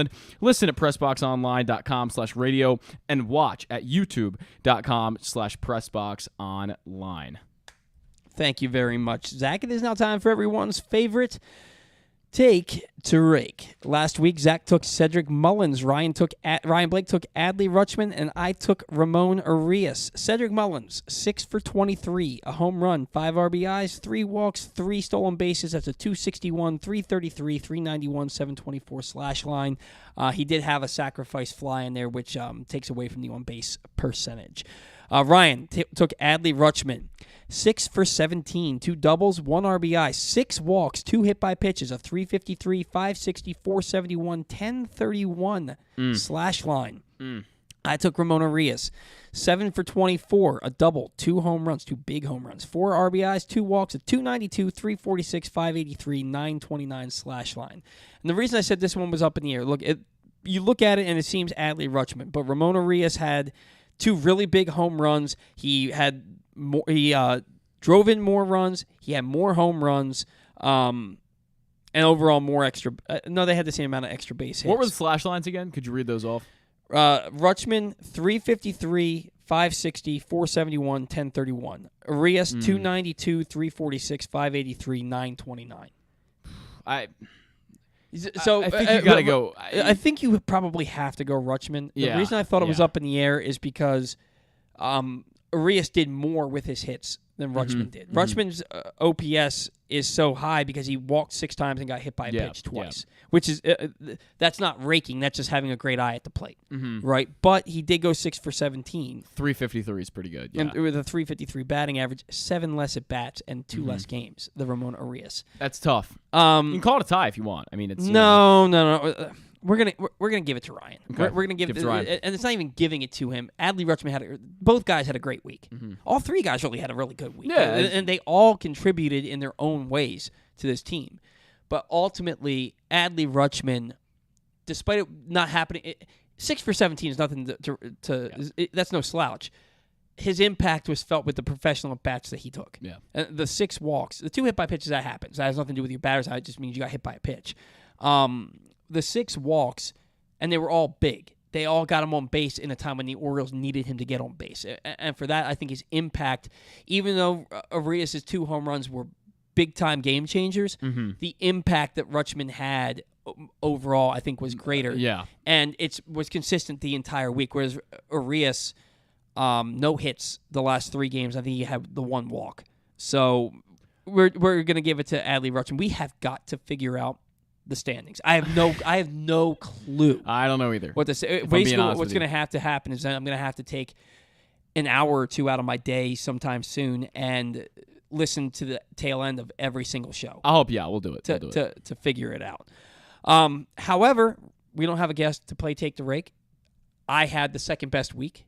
Okay, go ahead. So I'm going to pick first, and I'm taking Adley Rutschman. I have yet to take him this year. No, that's not true. I took him one time. You took him when we had like the 3-week break, and he didn't do great. Yeah. But I'm taking him. I'm taking Adley Rutschman because I really think that he's the best player on the team right now. Okay. I think he's the best player on the team moving forward, and what he's doing out of the 2-hole, and the professional at bats he takes. Yeah. He's my guy this week. I don't love this one because I don't have a lot of great options here. I'm going to go Santander. That's a bad idea, though, because if he gets traded, then I'm missing out on the whole week. Mm-hmm. Ryan Mountcastle's not hitting. Austin Hayes isn't. Mateo's been hot as of late, but I don't feel confident enough in Mateo. So here's the thing. Ramon Arias is not a great option right now. He's slumping a little bit. And you can't take Cedric. You can't take Trey because he might get traded. Right. Here's the thing. I think of the 2 between Mountcastle and Hayes, Mountcastle's the most likely to break out because Hayes is dealing with the wrist injury and he just got plunked again on the wrist the other day. I don't think either of them are beating Rutschman. But Mountcastle, he's 1 swing away from getting hot. I don't have any confidence right And now. he's so they're both due. But I think that he has less working against him because of the fact that he's not beat up like Hayes is. I'm still gonna go Ramon. I'm gonna go Ramon. Ramon Arias? Yeah. Okay. He's due for a nice game himself. He hasn't had a hit in 3 games. He's due. I can't take Mountcastle or Hayes. They've just had too many bad swings over the past few days. I just don't feel confident enough that they're going to put good enough at bats together to win against Adley Rutschman. So I'm going to take Ramon. No, and Ramon's. I wouldn't have hated you for any of those picks. Yeah. You know what I mean? You could have taken Odor. But again, I could have taken him. He might not be here. I mean, he probably will be. Could but easily get DFA'd the next few days. Sure. I don't think they're going to DFA him. I thought that they were. There was a long period of time, up until a couple of weeks ago, where I thought that they were going to DFA him. Yeah. And now I think that they won't DFA him just because of what he means to the team. But it's possible. Just because of what he means to the clubhouse chemistry. Yeah. So with that means I get to give my final thought first. And I wrote this, and I'm still so back and forth on this, but I honestly believe... Damn it. Damn it. I get those Beavers and damn it. I honestly believe the Orioles should trade for controllable pitcher and call up Henderson by mid-August. Yeah. They're 51-49. They're 1-0 after the first game of this 9-game stretch versus weak competition. They have a chance to be 6 to 8 games above 500 once the stretch ends. Schedule gets tougher after that. You need the players to keep this going. Yeah. I don't think you're in a situation where you should be okay with this thing falling apart. Right? Yeah, I totally agree. Even if you don't make the playoffs, you can show the fan base you made a serious run at this thing without mortgaging the future. Yeah. If you have to trade Colton Cowser for a Pablo Lopez as part of a I would package do for a that Pablo deal. Lopez, you have to do Any that. day of the year, I'll do that deal. If you have to include Westberg in a package, you have to do that. If you're going to get a Pablo Lopez or a Tariq Skubal, you have to do that. Right. Because not everybody that's coming, not every one of these top prospects are going to play for your team. That's just an inevitable fact. Yeah. Right? And we've talked about this before. You have to prepare yourself that some of these guys that you're really excited about and really excited to see play aren't going to play for the Orioles ever. Right. You have to be prepared for that. It's going to be a lot. And if, frankly. and if you can trade Colton Cowser, Jordan Westberg, and Anthony Santander or Kobe Mayo or someone like that, yeah. to get a Pablo Lopez or a Tariq Skubal, you really have to do that. Sure, yeah. Because what's the one thing that it's so hard to say this now because they've been actually maybe one thing isn't the right word for it, but the rotation has been better the last 6 weeks. Yeah. But they were the thing holding the team back at the beginning of the year, Mm-hmm. right? The batting, the poor batting with runners in scoring position worked itself out, and then they got super hot in May and June. And you expected these guys who are slumping right now, Mancini, Hayes, Mountcastle, if Mancini stays, you expect that they're going to get hot again. Sure. Right? You have to shore up your starting rotation. You can't go into the final 2 months of the season thinking that Spencer Watkins is going to continue to be what he's been, and thinking that Dean Kramer is going to, be a 308 pitcher the rest of the year. And of course, you have to look ahead to next year too. Right. So. And if you can have that one guy in your rotation to go along, to know that the guy that you trade for would have to be your opening day starter next year. Yeah. Grayson Rodriguez, as good as he is, he's not the Orioles opening day starter next year. That's not happening. Right. So for me, it's if you can get one of those guys who would start for you on opening day next year and be part of your rotation for 2 to 3 more years to come, that's a move that you really have to do. Exactly. And I want to see Gunnar Henderson up here because I don't think that any moment's too big for him. I think he can figure it out pretty quickly at the big league level. They were worried he couldn't do it at the AAA level and worried he couldn't do it against left-handed pitchers. First at bat at AAA against a left-handed hitter, left-handed pitcher, he goes deep. And he hasn't really slowed down except for maybe a 10-game stretch. Yeah. Get a controllable starting pitcher and bring up Gunnar Henderson and make a serious run at this thing. Because, look at who's in front of you. Boston, but they're not in front of you. They're just behind you, and they're falling off hard. Yeah. The Rays are beat the hell up. They've already lost Kiermaier and Zunino for the year. You don't know when Wander Franco is coming back. Their defense has been terrible. They're ripe for the taking. Yeah. You can get into third place. And then easily. There's nobody in the Central. Really, if you get into third place in the AL East, you're going to be a wild card team. Yeah. Right? Because there's no team in the Central that's lighting the world on fire. Right. Right? So now is your opportunity to get to the playoffs. Right. And you don't have to change course to do it. No. I think if you can get to the playoffs and maintain your elite ranking for farm system rankings, it's something that you absolutely have to do. Zach. I have an observation as my final thought from last night. An observation? An observation, yeah, correct. After Brandon High brought in CNL Perez in that game. And it's about CNL Perez here that I think they need to limit his usage a little bit more down the stretch because this is a guy I'm really worried is getting too many innings at the moment. Yeah. He's been great, and I love seeing the guy out there, and I love when he pitches because he's been really effective. He's been really good. But I almost think every close game they're in, he's pitching. And to me, it's getting a little worrisome about how many... And his whip is higher than you'd like it to be. Right, it is. And I'm getting a little bit worried about how he's going to last down the stretch, especially if they make a playoff run, I'm not saying they will, but if they do... They need a guy like CNL Perez in the back of the bullpen. So I would say, use some of your other guys at the moment because CNL Perez is a guy you need to save a little bit, not use in every single close game they have. He's pitched a little bit too much for my liking, even though I think I love seeing him out there. It's just about usage for me. Maybe that's that role that DL Hall fills. Maybe, sure. Like you were saying, maybe because they have to limit his innings, but they want him to help their big league ball club. Yeah. He becomes a reliever for you for this year with the intent of putting him in the rotation next year. I agree with you. I think the CNL Perez has pitched a lot and he's been effective, but the walks and hits per inning are about 1.5, right? Another guy who I think is maybe they need to limit his usage a little bit is Keegan Aiken. Because his ERA is really good, but he's over the last 10 games or so, but he's allowing a lot of inherited runners to score, and he's given up a lot of home runs. And so that's a guy who I also think needs to be limited or could be part of a trade. Not to steal any thunder away from your final thought. You're right. I mean, if you look at how many wins the Orioles have, they have 51 at the moment, and he's pitched in 41 games. CNL Perez, that's a lot already. You're talking more or less 75, maybe a little bit less than that down the stretch. So it's just a little concerning to me. Well, if he's pitched in 41 games through 100 games, he's not getting to 75. Maybe not. In the last 62. He'd have to.